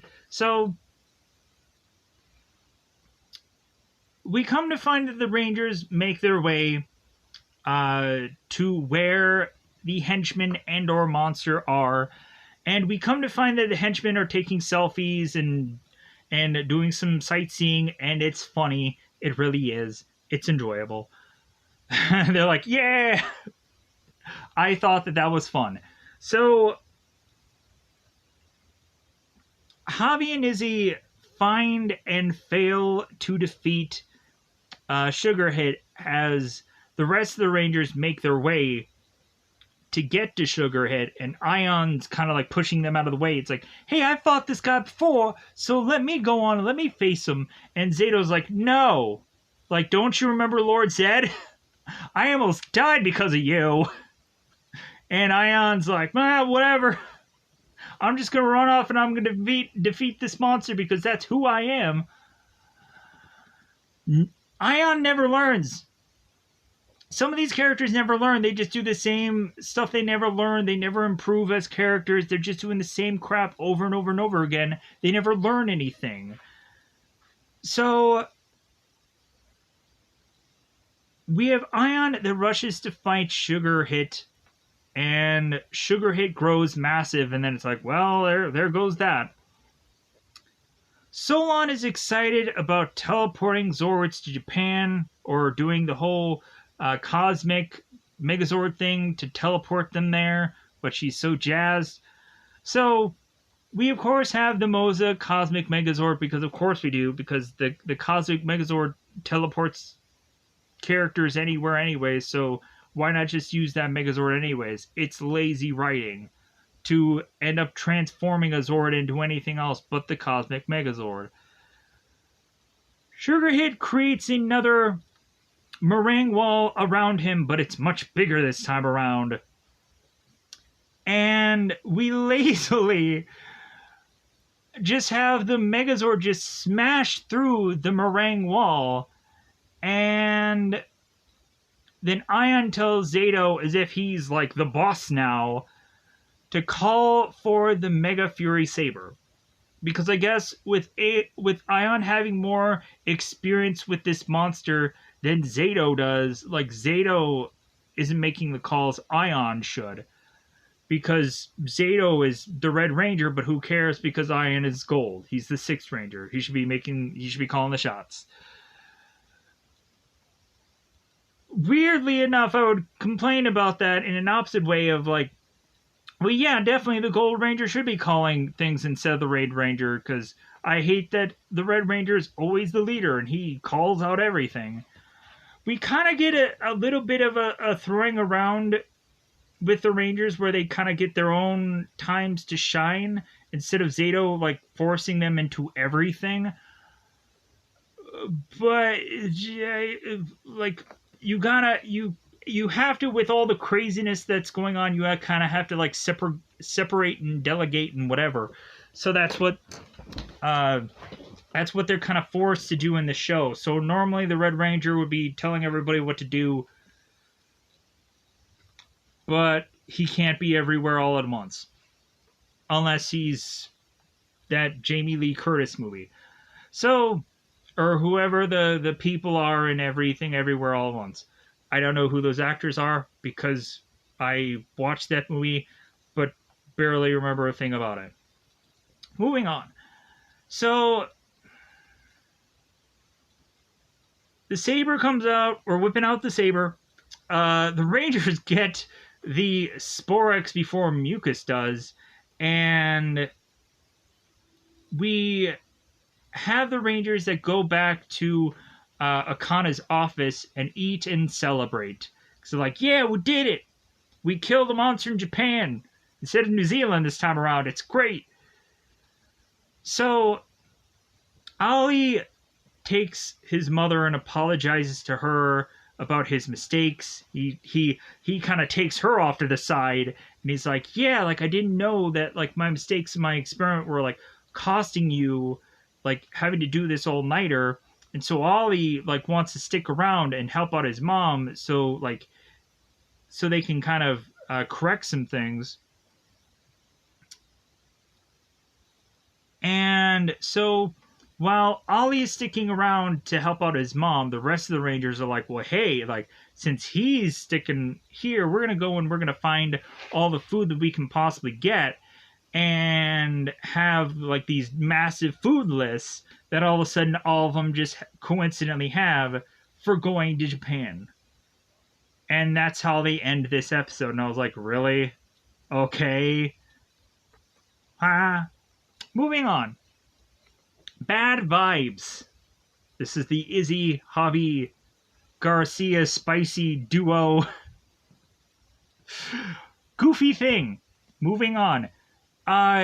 Garcia's excited about the drainage system. Papa Garcia is not Pop. Father Garcia is going on and he's with these construction guys and he's like, yeah, let's get this drilling together. We have this drainage system and we're making our town eco-friendly somehow. I don't know. Drainage system. It's a success. So after Garcia's long day of making a drainage system that he didn't even do, he just left it to some drill, but he's just so exhausted and tired from telling a drill what to do that he makes his way home and to tell his family about, yeah, like, look at this key that I have. And the key is controlled by a passcode. And so that Void Queen is not going to be able to get that code from me. Isn't that great?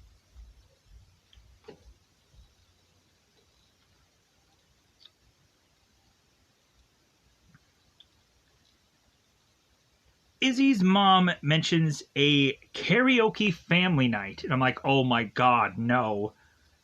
Anything but singing in a Power Ranger show, please don't do that. And we have Father Garcia that goes on to belt out a song. He's grabbing this hose and using it as a microphone. And he starts singing along this generic song that is to possibly not be copyrighted. And while he's singing along with this hose, we have Mother Garcia that turns the hose on, and Garcia is getting hit with water. He's splashing the water everywhere. This is supposed to be funny and comical, and I'm like, okay, but the singing, though. Back at Area 62, we have Void King that gives Void Queen a Sporex blaster, because we come to find that this Sporex blaster is going to manipulate somebody evil, like Void King had been turned evil before. We have to show the whole flashback of Tarek being locked in the cage. I'm locked again. This flashback is horrible. And how Void Knight eventually became Void King because we have time to kill. So we then transition to have Ion and the Power Rangers playing foosball.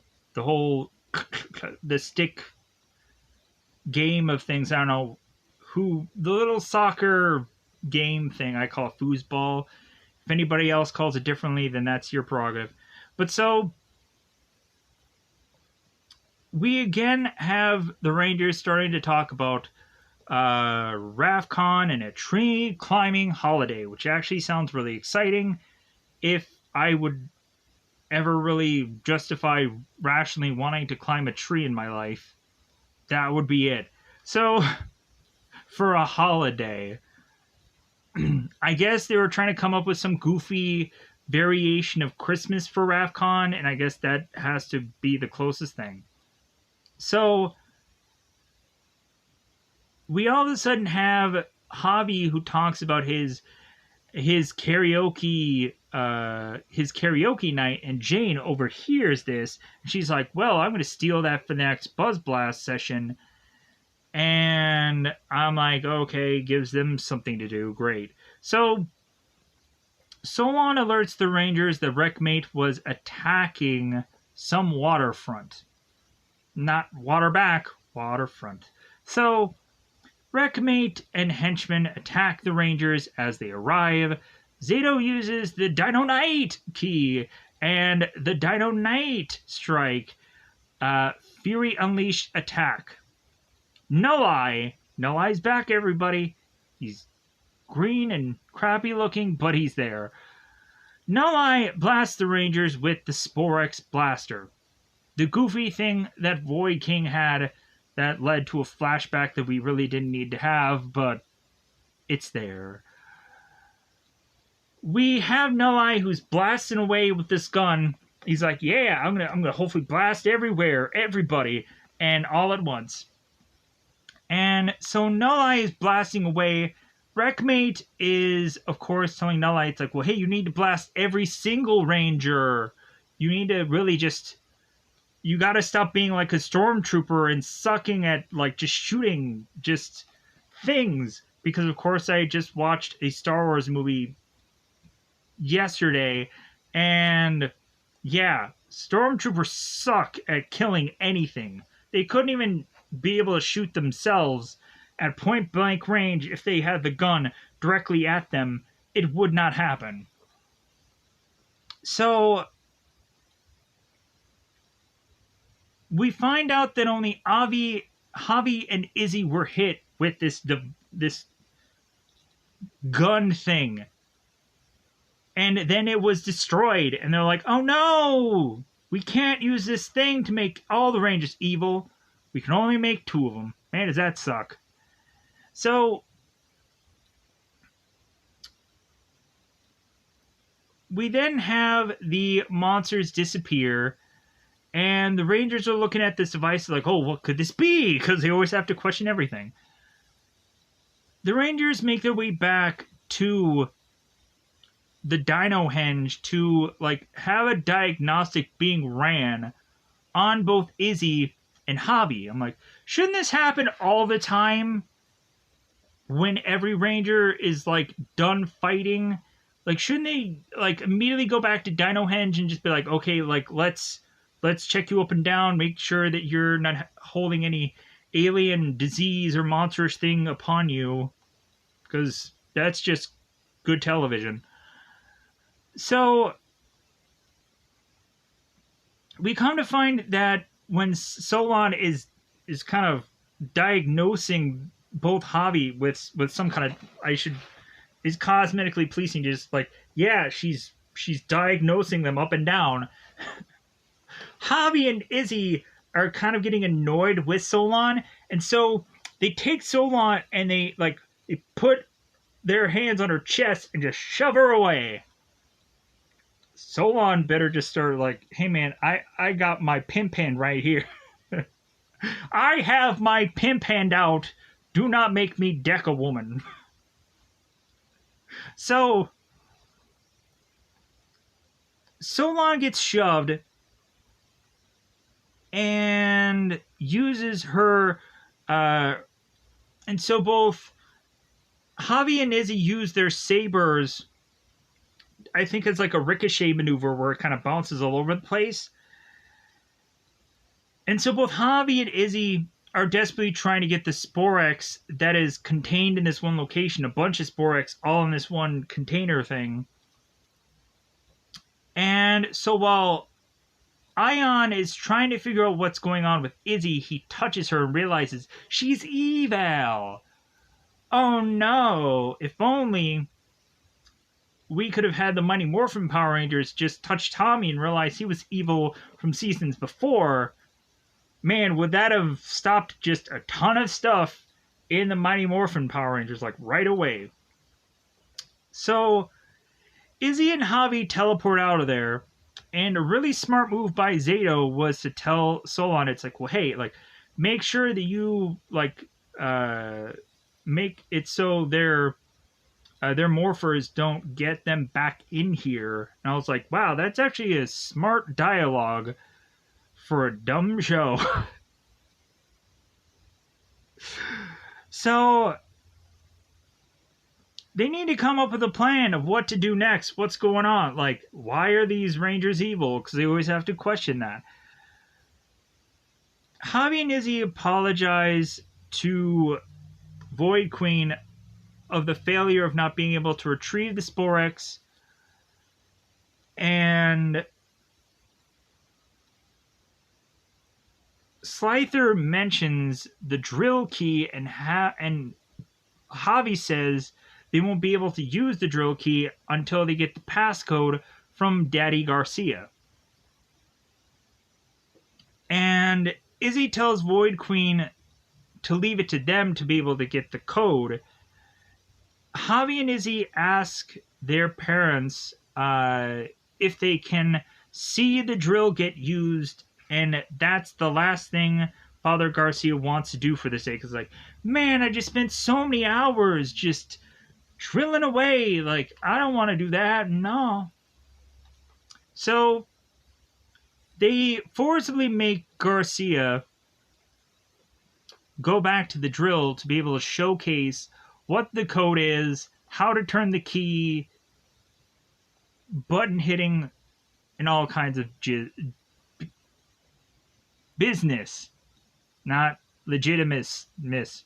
Anyways, so they make their way to the drill and find out the code is the date of that day.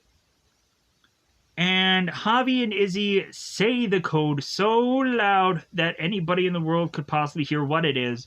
But the real person who has to go on and remember the code is Mucus, who is behind some crates nearby, going 0 3 2 1 1 2 0 3 2 2 1 fingers. So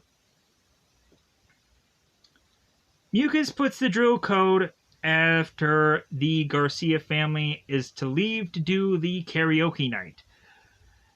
As Void King, Null-Eye, and Clawfare appear, the plan is for the drill to make it into Dino Henge and be drilled into making a hole into Dino Henge so they can steal the Sporex. Okay, that's what the drill is for. I wish it could have been used more effectively to do more cool stuff or turn the drill into a monster. But no, the drill is just a device thing to be able to go into Dino Henge. That's great. So, Void King sends Null-Eye and Clawfare to distract the Rangers, and the Rangers fight monsters as well as henchmen. Back at the karaoke thing, which is so exciting, Jane is hosting Buzz Karaoke. It's great. The Garcia family steps up, desperately wanting to be contestants of the Buzz Karaoke. Hey, can we up there sing? And Jane's like, oh yeah, come on up. You're the first contestants on. You're the only people that matter on this show, so you might as well just come up here and just start singing along. Because it's not like Pop Pop is going to go and devil down to Georgia and do anything else today. Or anybody else, like Blair, is going to come up and be like, hey, I sang once on the show, so I might as well sing again.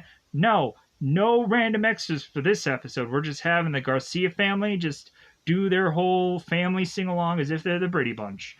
That's what happens, folks. So Nulleye prevents Zato from using the Dino Knight key, so he uses the Dino Master Saber. Nulleye prevents from using the Dino Knight. I don't know why that's funny, but it is.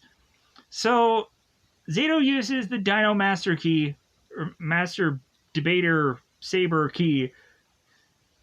Zato uses the Dino Master Saber, and he attacks in a mode of the Dino Master mode.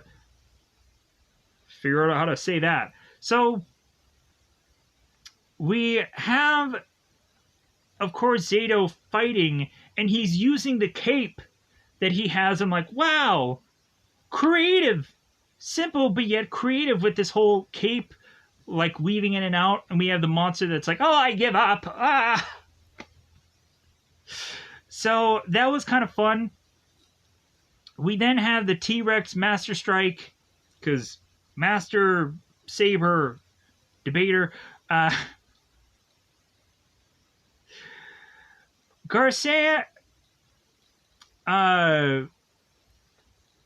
We then have the Garcia family singing yet again, and at this point, I, in the comments, was so massively entitled to state the words, "What the F?"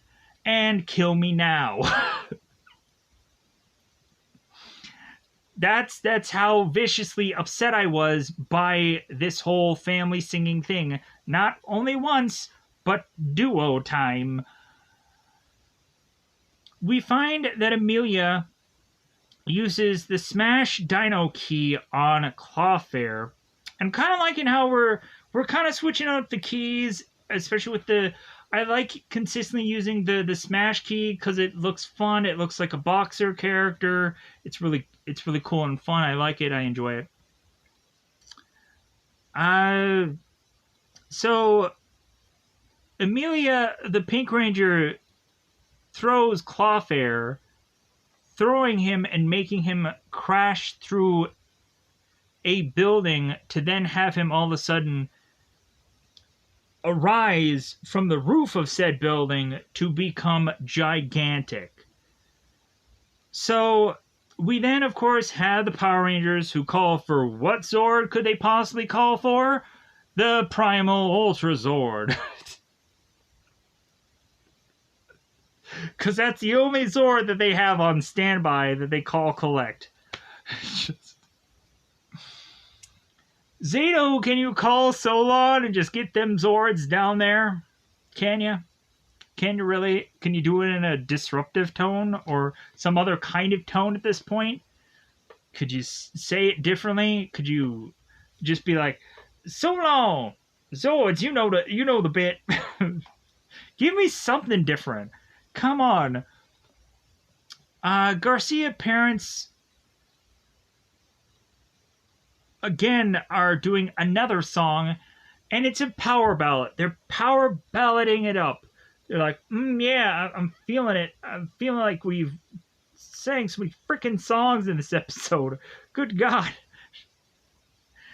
And that leads, while the parents are doing this power ballad, the singing song thing, we have Izzy and we have Javi, who are all of a sudden getting all of these flashbacks of family and Power Rangers and stuff, that it all of a sudden is to break their spell that they are be cursed upon, because family brings them together.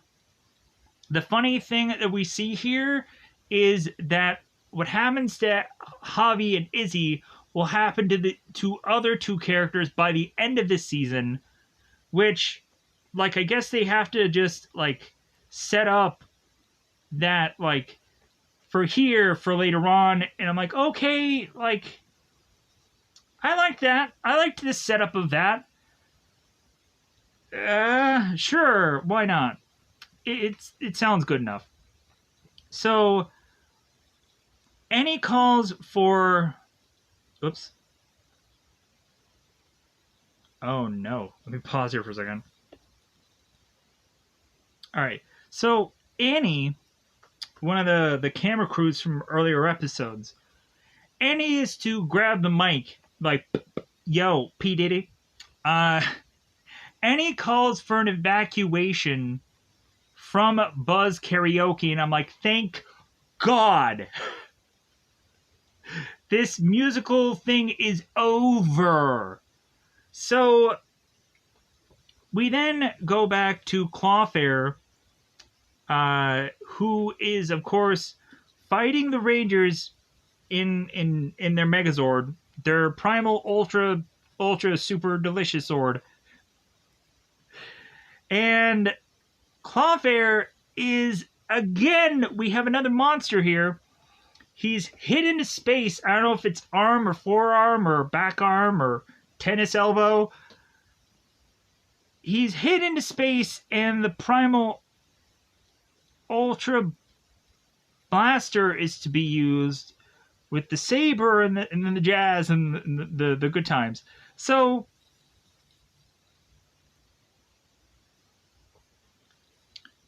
we then have Void Queen, who is to collect the Sporex, as Javi and Izzy appear to try and help the Rangers. And Void Queen is thinking like, oh, Javi and Izzy, yeah, like, thanks for you guys being here. You guys can just destroy the rest of your friends now. And Javi and Izzy are like, what are you talking about? And when the Rangers start to like look at Javi and Izzy, they're like, oh my God, you're okay. Because Zato and Ion can just touch them and realize that the evil is gone. So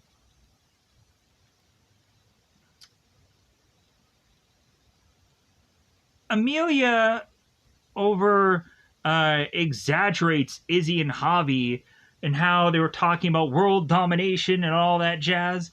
Like, she overly exaggerates or overacts, who knows, it's probably one of the two, what Izzy and Javi were even saying when they were being evil. Probably like how I over-exaggerate at certain points of dialogue of show, but it's only to try and be funny. So Void Queen disappears because she realizes that she ain't gonna fight the Rangers. So back at Dino Henge,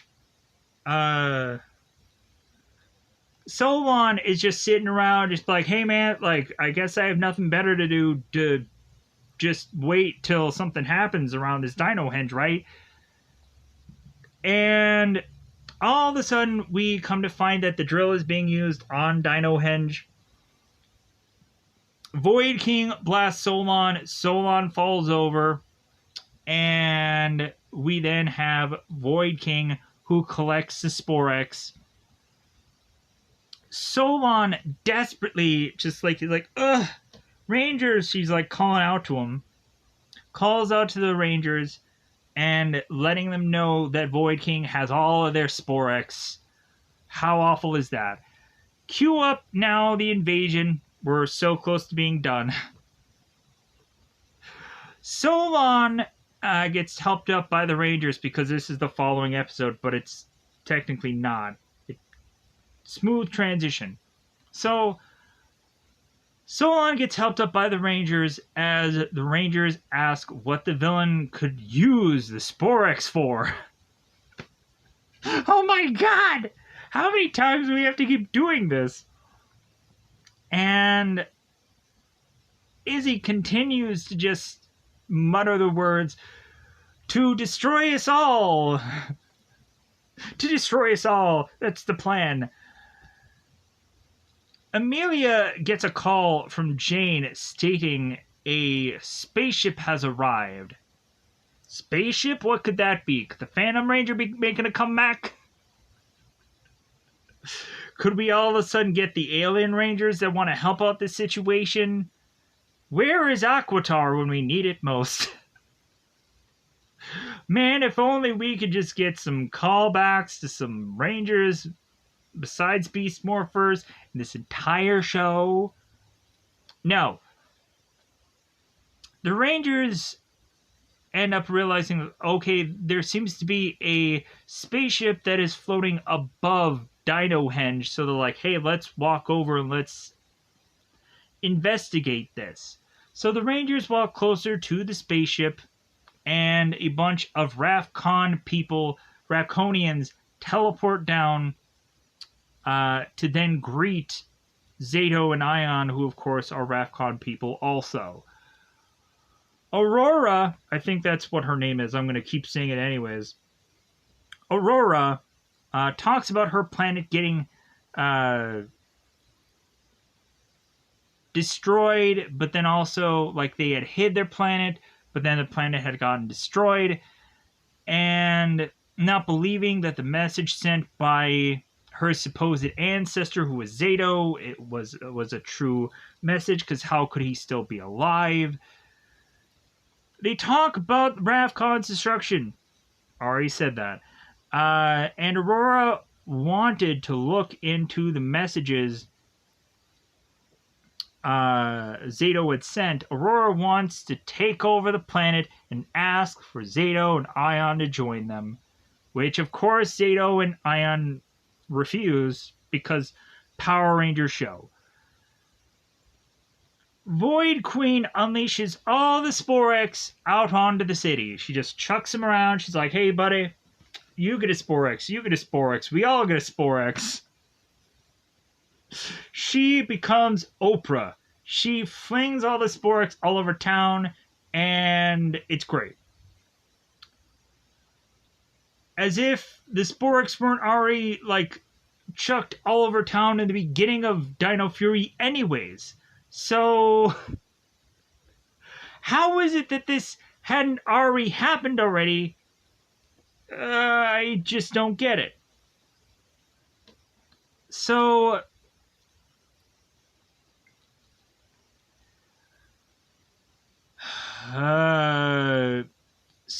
Solon is alerting the Rangers of the Sporex crisis, how Sporex are all over town, and then they're gonna hatch and just wipe out their city as they know it. So Aurora wants the Rangers to surrender or fight. Zato asks for a truce between both him and Aurora, and of course Aurora says like, okay, like we'll put our crap on hold, but then like we'll revisit this. So because if the planet is destroyed by Sporex, like what point does the Rafcon and Ranger people have to fight? So Amelia asks Pop Pop after Pop Pop calls her, like, where he is. And so Pop Pop is mentioning that he's at the dam. He doesn't give a god damn. He is at this location of which that I have already mentioned, planting trees. He's kind of digging holes and putting trees and trying to save the world. Like Captain Planet, he's a hero. He takes pollution down to zero. So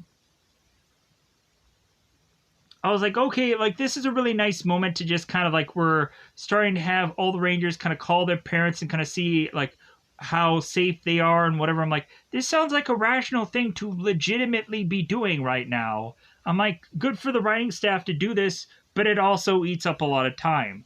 Javi and Izzy also call what they think is their father to get their mother on the line, and come to find out, since the mayor is not in the city at this moment, Garcia is kind of taking over as the defense of the dark arts guy for the city, and they're trying to come up with some way to keep the people of the city safe and possibly try to evacuate them. The whole evacuating thing comes up quite often in this episode. So we have Aurora, the Rafconian woman, decides to deploy some of her Rafcon people to help out this situation as the Rangers morph and make their way to where the monsters are attacking randomly all over the city. So we find that Wreckmate introduces Crush Flood, and we're quick to get into all of the fighting because we only have so much time in this episode. Mucus takes Wreckmate and Crash Flood for a special task, and the Rangers are like, what could that special task be? Oh my god! You can't stop doing this show! You can't stop! You just can't stop. Oh my god. So... and I immediately lost my place. And the Rangers asked Solon to be on alert to what could be the next thing that the monstrous characters do. We have Aurora that is to take out Rustafa, the goofy character that also kind of looks like Quickspine, but it's not the same thing. He ends up also, before he explodes, he also shouts out that he is Rustafa, so that's the only way I know who that character was. And Zato and Ion team up to attack Stone Red looking for his brothers, because if we don't remember, Stone Red had a bunch of the same monsters that looked just like him, and we come to find out that Zato and Ion had taken care of both of them, and is now taking care of Stone Red. Attacking him with Blazing and Electro keys, and it's all good, it's all chicken babies. So, Void Queen retrieves the Sporix as Clawfare and Bone Switch and Henchmen attack Zato and Ion and Rafconians. Void Queen goes to the dam with monsters for Crash Flood to destroy the dam. Pop Pop calls for the Rangers on the hotline and is telling the Rangers about Void Queen's plan. Garcia finds some people amidst the fighting, and he tries to evacuate them out of this location. He's like, hey, come on! He's like crowd control. Whenever there's a riot, we have a police officer who's like, hey, you guys all go that way or that way. It's safer to go here. He's that guy. So...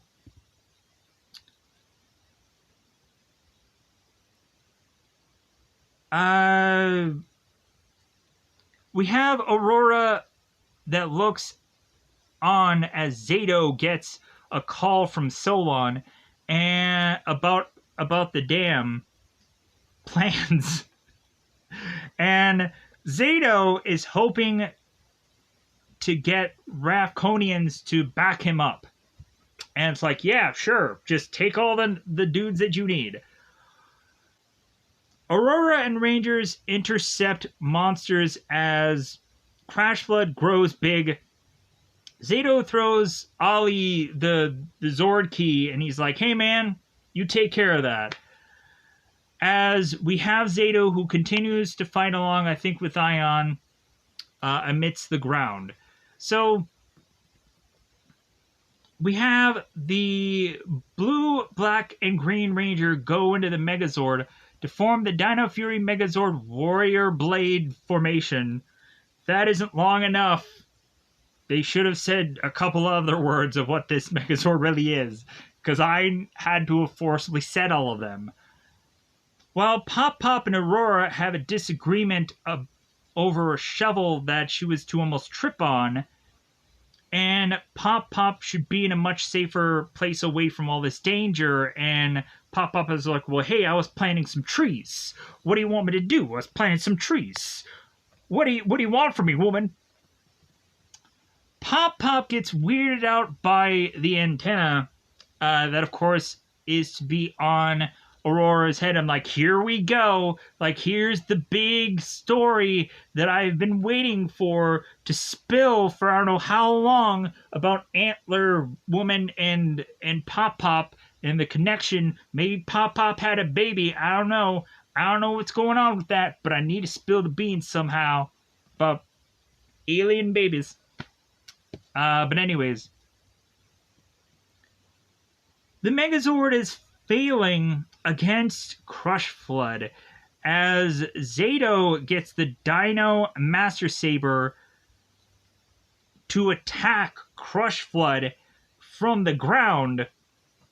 And this was so weird how they were using these attacks, because Ollie and the Megazord was like kind of taken down and there's nothing that the Megazord could do. So bizarrely we have like Ion and Zato who are just attacking with these attacks and attacking the monster. And I was like, wait a minute, what? This makes no sense. So Zato has the Master Saber, and he uses the Freeze Dino key, and he uses the Freeze Fury Blast to make an ice sculpture that bizarrely the monster is just kind of chipping away at.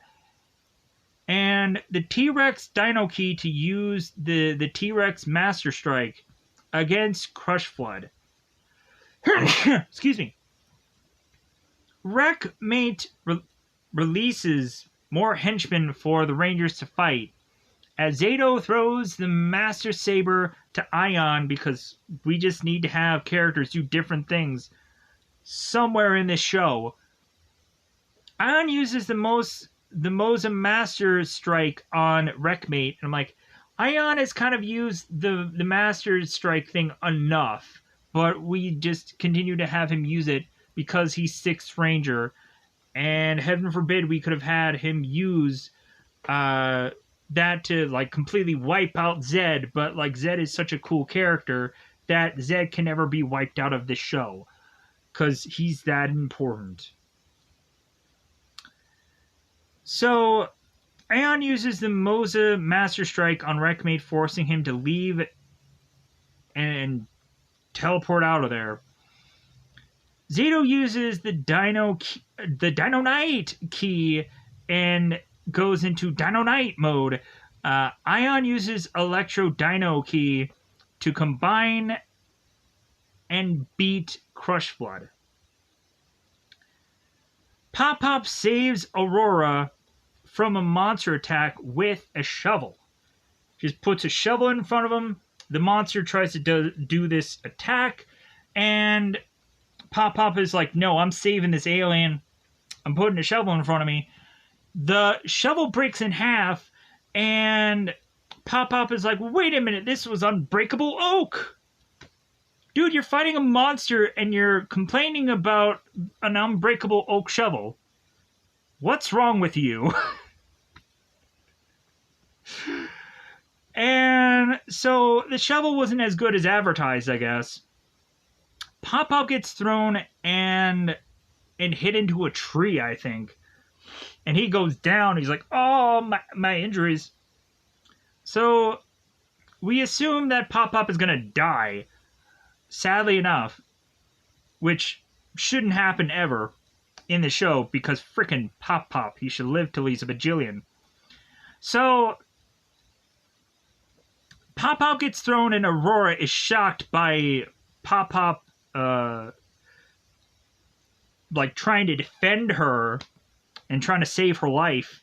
So Aurora probably owes Pop one, I'm sure.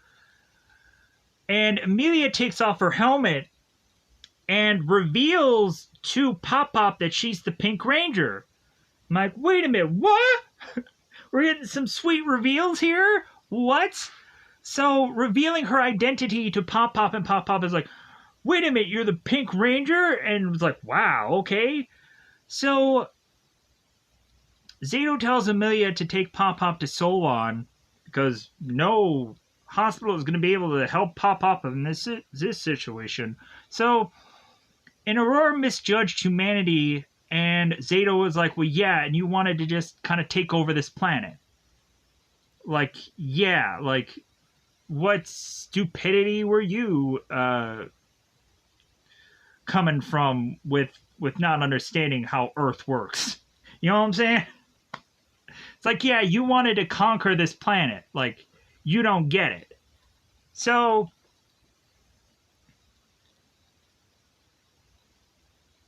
we have Solon that, of course, is calling Zato and telling that the evacuation plans of the town are not going well. And Aurora's like, well, how can I help? Because, hey, one human just saved me, so I might as well just try and save the whole human race. Like, come on, let's go. I have things to do. Solon gives Amelia medication to give to Pop Pop. This is back at Dino Henge.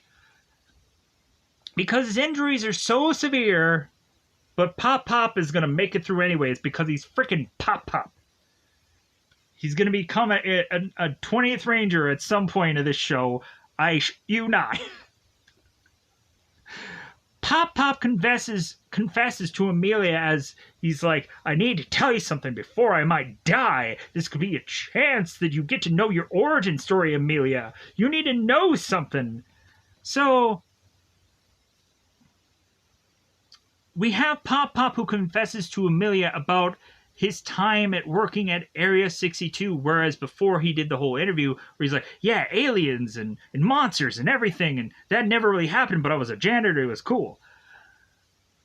And supposedly an experiment at Area 62 had went horribly awry and left an alien family trapped at Area 62 and possibly killed.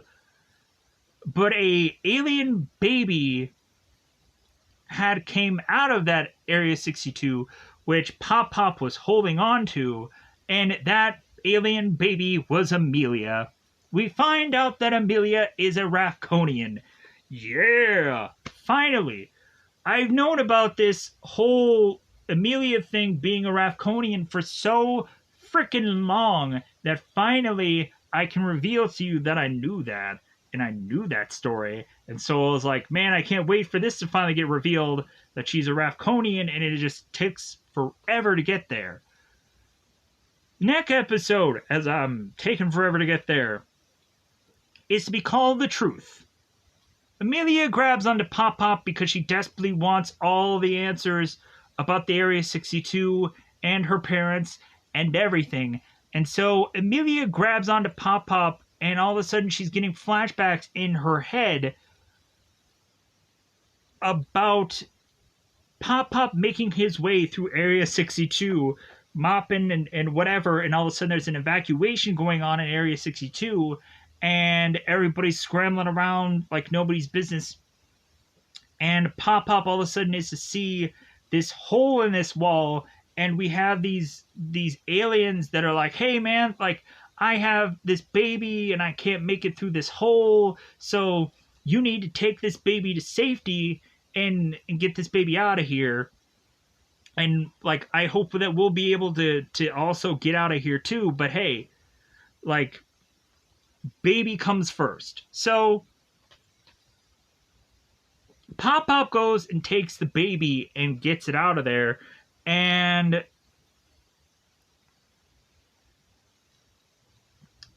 we have that whole flashback of that incident happening, and so blah, blah, blah. That's of course when we finally get Amelia to have her antlers coming out of her head, and she's like, oh my god, like something feels different, and then she looks at this reflection and she's like, I have antlers. Or antennae. Whatever. Amelia said it was weird. Or no, wait. So, after she was to go on and have the antlers, or the antennae, the Rangers show up back at Dino Henge to just kind of check on Amelia and to check on Pop Pop. And we then have Amelia reveal that she's a Rafconian because her antlers are coming back into her head. So we have Zato and Ion that are just ecstatic about having another Rafcon person here. They're like, Zato is like, oh my god, like I've been looking for my people this whole time, and like right here in front of me, there was another Rafcon person that I didn't know. Huh. So Ion ends up mentioning that he ended up getting his antennae. He was a late bloomer. and everybody made fun of him like as if he was Rudolph the Red-Nosed Ranger. A goofy mistake that I didn't even realize I was making, but I said Red Ranger anyways. So, Pop Pop doesn't have anything more of his memory to tell to Amelia, but there was a file on Amelia's parents that was somehow securely in a safe in Area 62 somewhere. We have the Rangers find out that there is a live stream thing going on, so that Jane is putting together, so they need to watch this.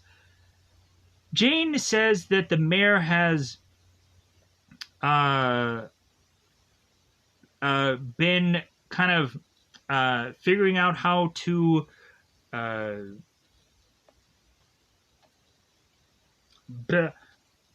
Jane says that the mayor is trying to triangulate and try to figure out how to do some evacuations for the city. The Rangers realize they need to get back into the action of things and face off against these monstrous threats that are all over town. Jane wants people to call the hotline, and Mucus and Void Queen appear to interject on the live stream. We have Jane and we have all the J-Borg and everything like that. They disappear, they run off, and Mucus and Void Queen take over the live stream.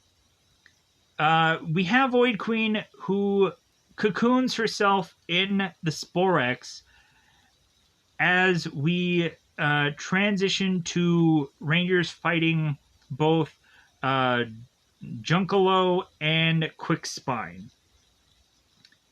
More monsters appear, and the Rangers find the Sporex collecting into the cocoon hotspot. So, every time a monster is to get defeated, the Sporex ends up floating back to one location, which is to be the location of the Void Queen cocoon, which leads to the Nemesis episode. So, the cocoon can go off like a bomb if they try and move the cocoon. And the Rangers are trying to think of ways to adjust the cocoon to get rid of it or be able to figure out a safer place, because this thing is going to go off like a bomb when it hatches. So everybody is trying to figure out a mathematical way of how to like lessen the cocoon, or like Dr. Akana is getting involved. Like everybody's trying to get involved to figure out how to stop this whole cocoon from going off like a bomb. So Garcia needs to further evacuate the town, it seems, because this burst of explosion that this cocoon could set off could be massive. And so both Javi and Izzy need to call Father Garcia and tell him this bit of information. Solon and Dr. Akana need to figure out how to adjust the cocoon to stop this explosion from happening. And Solon ends up telling the Rangers that Wreckmate is now giant and is wreaking havoc all over the town. So Pop Pop fakes getting worse in his sickness to try and grab Amelia and get her alone for a moment for Pop Pop to tell her about the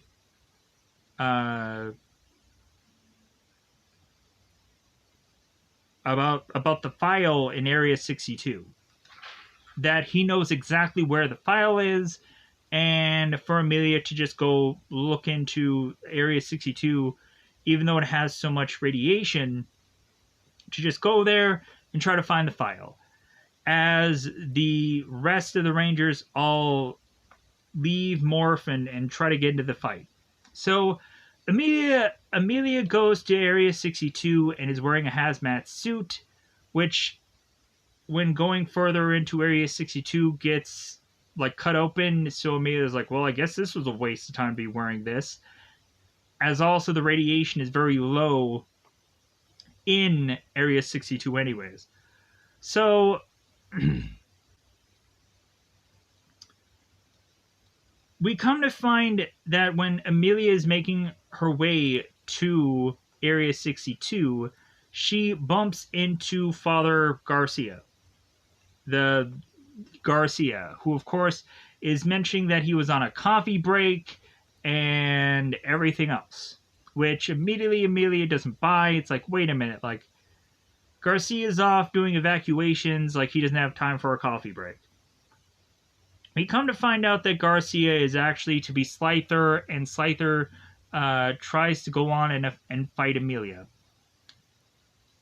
We also come to find that Mucus ends up getting sucked in with the cocoon and possibly killed, but then we end up seeing some leftovers of Mucus kind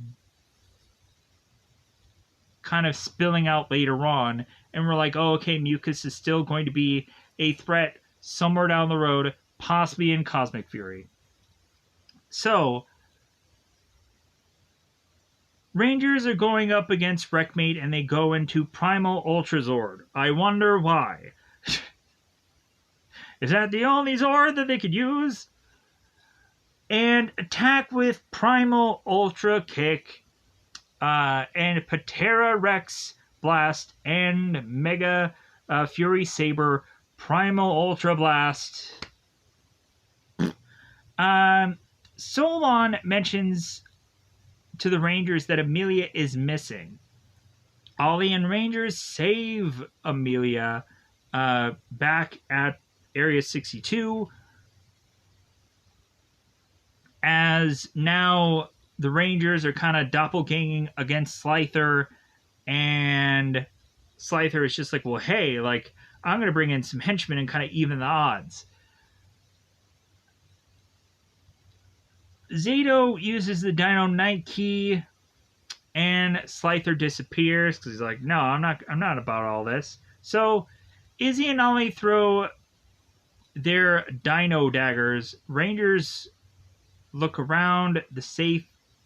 No, blah blah blah. So we come to find out when Amelia. Wait, let me back up here. So Izzy and Ollie throw their daggers around to try and take out the henchmen.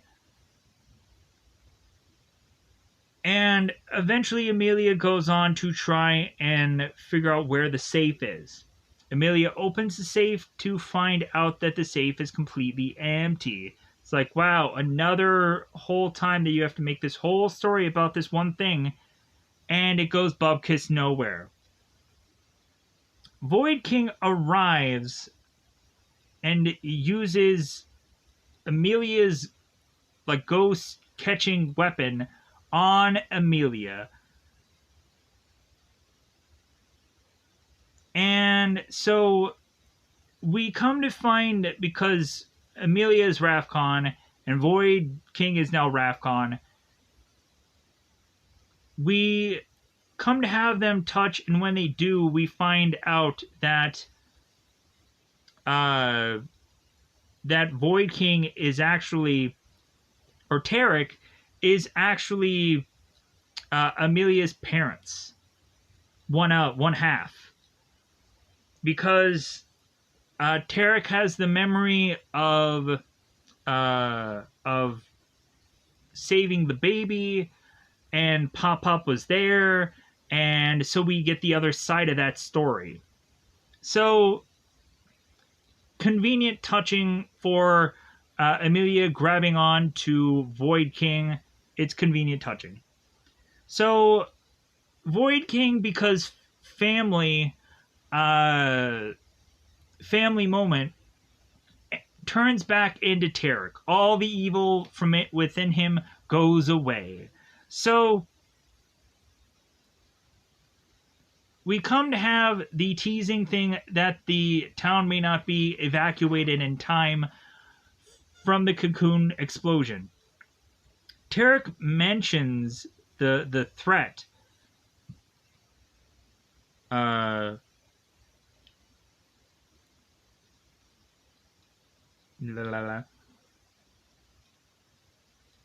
Tarek mentions how big of a threat that the cocoon hashing is.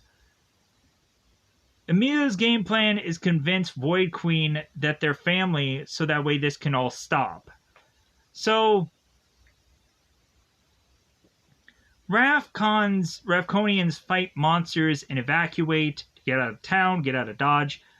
Rangers think that the Dino Knight Morpher can distract the or distance the explosion from the city. So they think Zato thinks that he can morph into the Dino Knight and grab the cocoon, run away with it, and be able to like distance himself from the town to save the city. So Zato wants to pull this off, and Tarek is like, no, I'm going to do it. Like, I'll do this. Like, I'll become Void Knight one more time and take the cocoon and run off with it. So Tarek ends up becoming Void Knight. He takes the cocoon, runs off. The Rangers morph to meet Tarek and find that the Dino Knight key is finally destroyed. Finally, we don't get this freaking thing of Dino Knight one more time. Thank goodness. So we find out that the cocoon has exploded, and Tarek is now on the ground. He's not dead. He's fine. Eventually. So Void Queen, we find, is inside the Nemesis Beast, and Amelia is shouting, telling the Void Queen, like, hey, you're my mom. And the Void Queen is like, yeah, you're saying nonsense. Amelia is trying to convince her, it's like, well, yeah, I'm your daughter. Like, you lost a daughter. I'm your daughter. And Void Queen is like, yeah, no, you're not telling me the truth. So Void Queen attacks Tarek and leaves Zato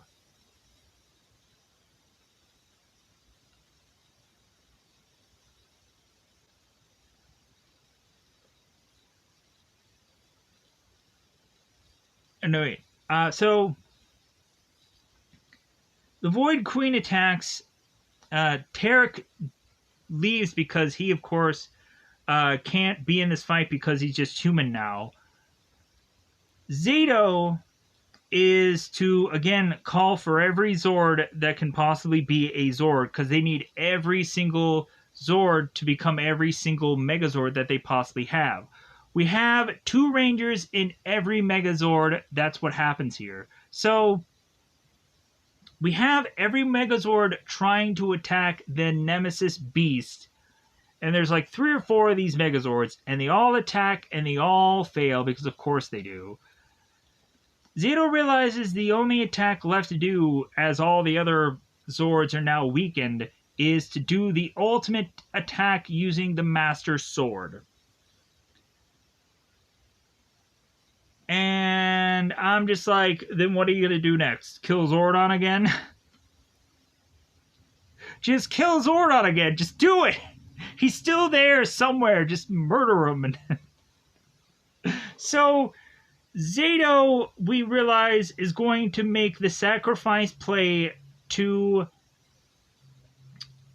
use all the power that the Rangers possess to have this ultimate attack with the sword, with the saber, whichever, and destroy the Nemesis Beast by doing it. And the saber ends up becoming this like massive saber that is in front of Zato. It looks so goofy, but it is what it is. So the Rangers try and fall from the sky of where the Nemesis Beast is. So they bizarrely are trying to get as close as possible to get to the Void Queen, because Amelia wants to touch the Void Queen to convince her that she is her daughter, before they do the Zato swordplay, the ultimate sacrifice. So Hingemen end up getting involved.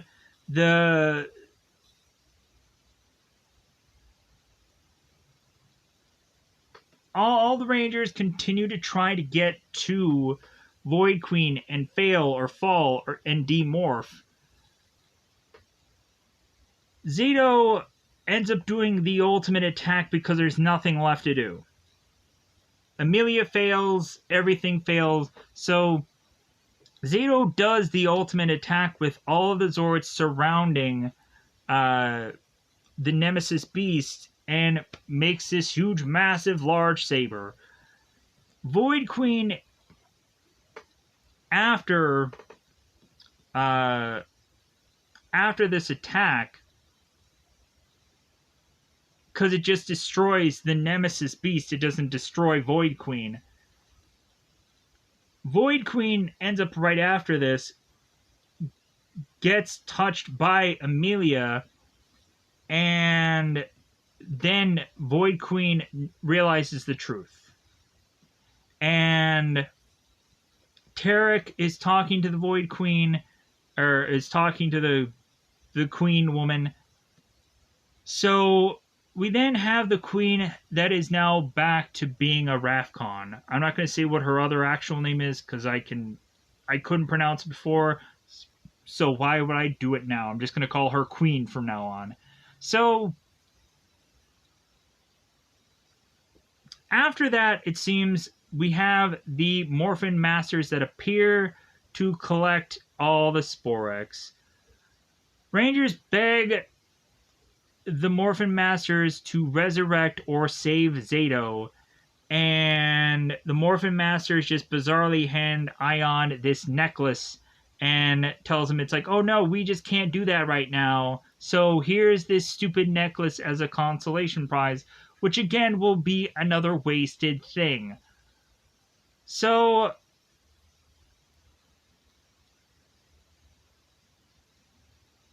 it'll just be a thing to remember Zato by. So now we have, bizarrely, a time lapse.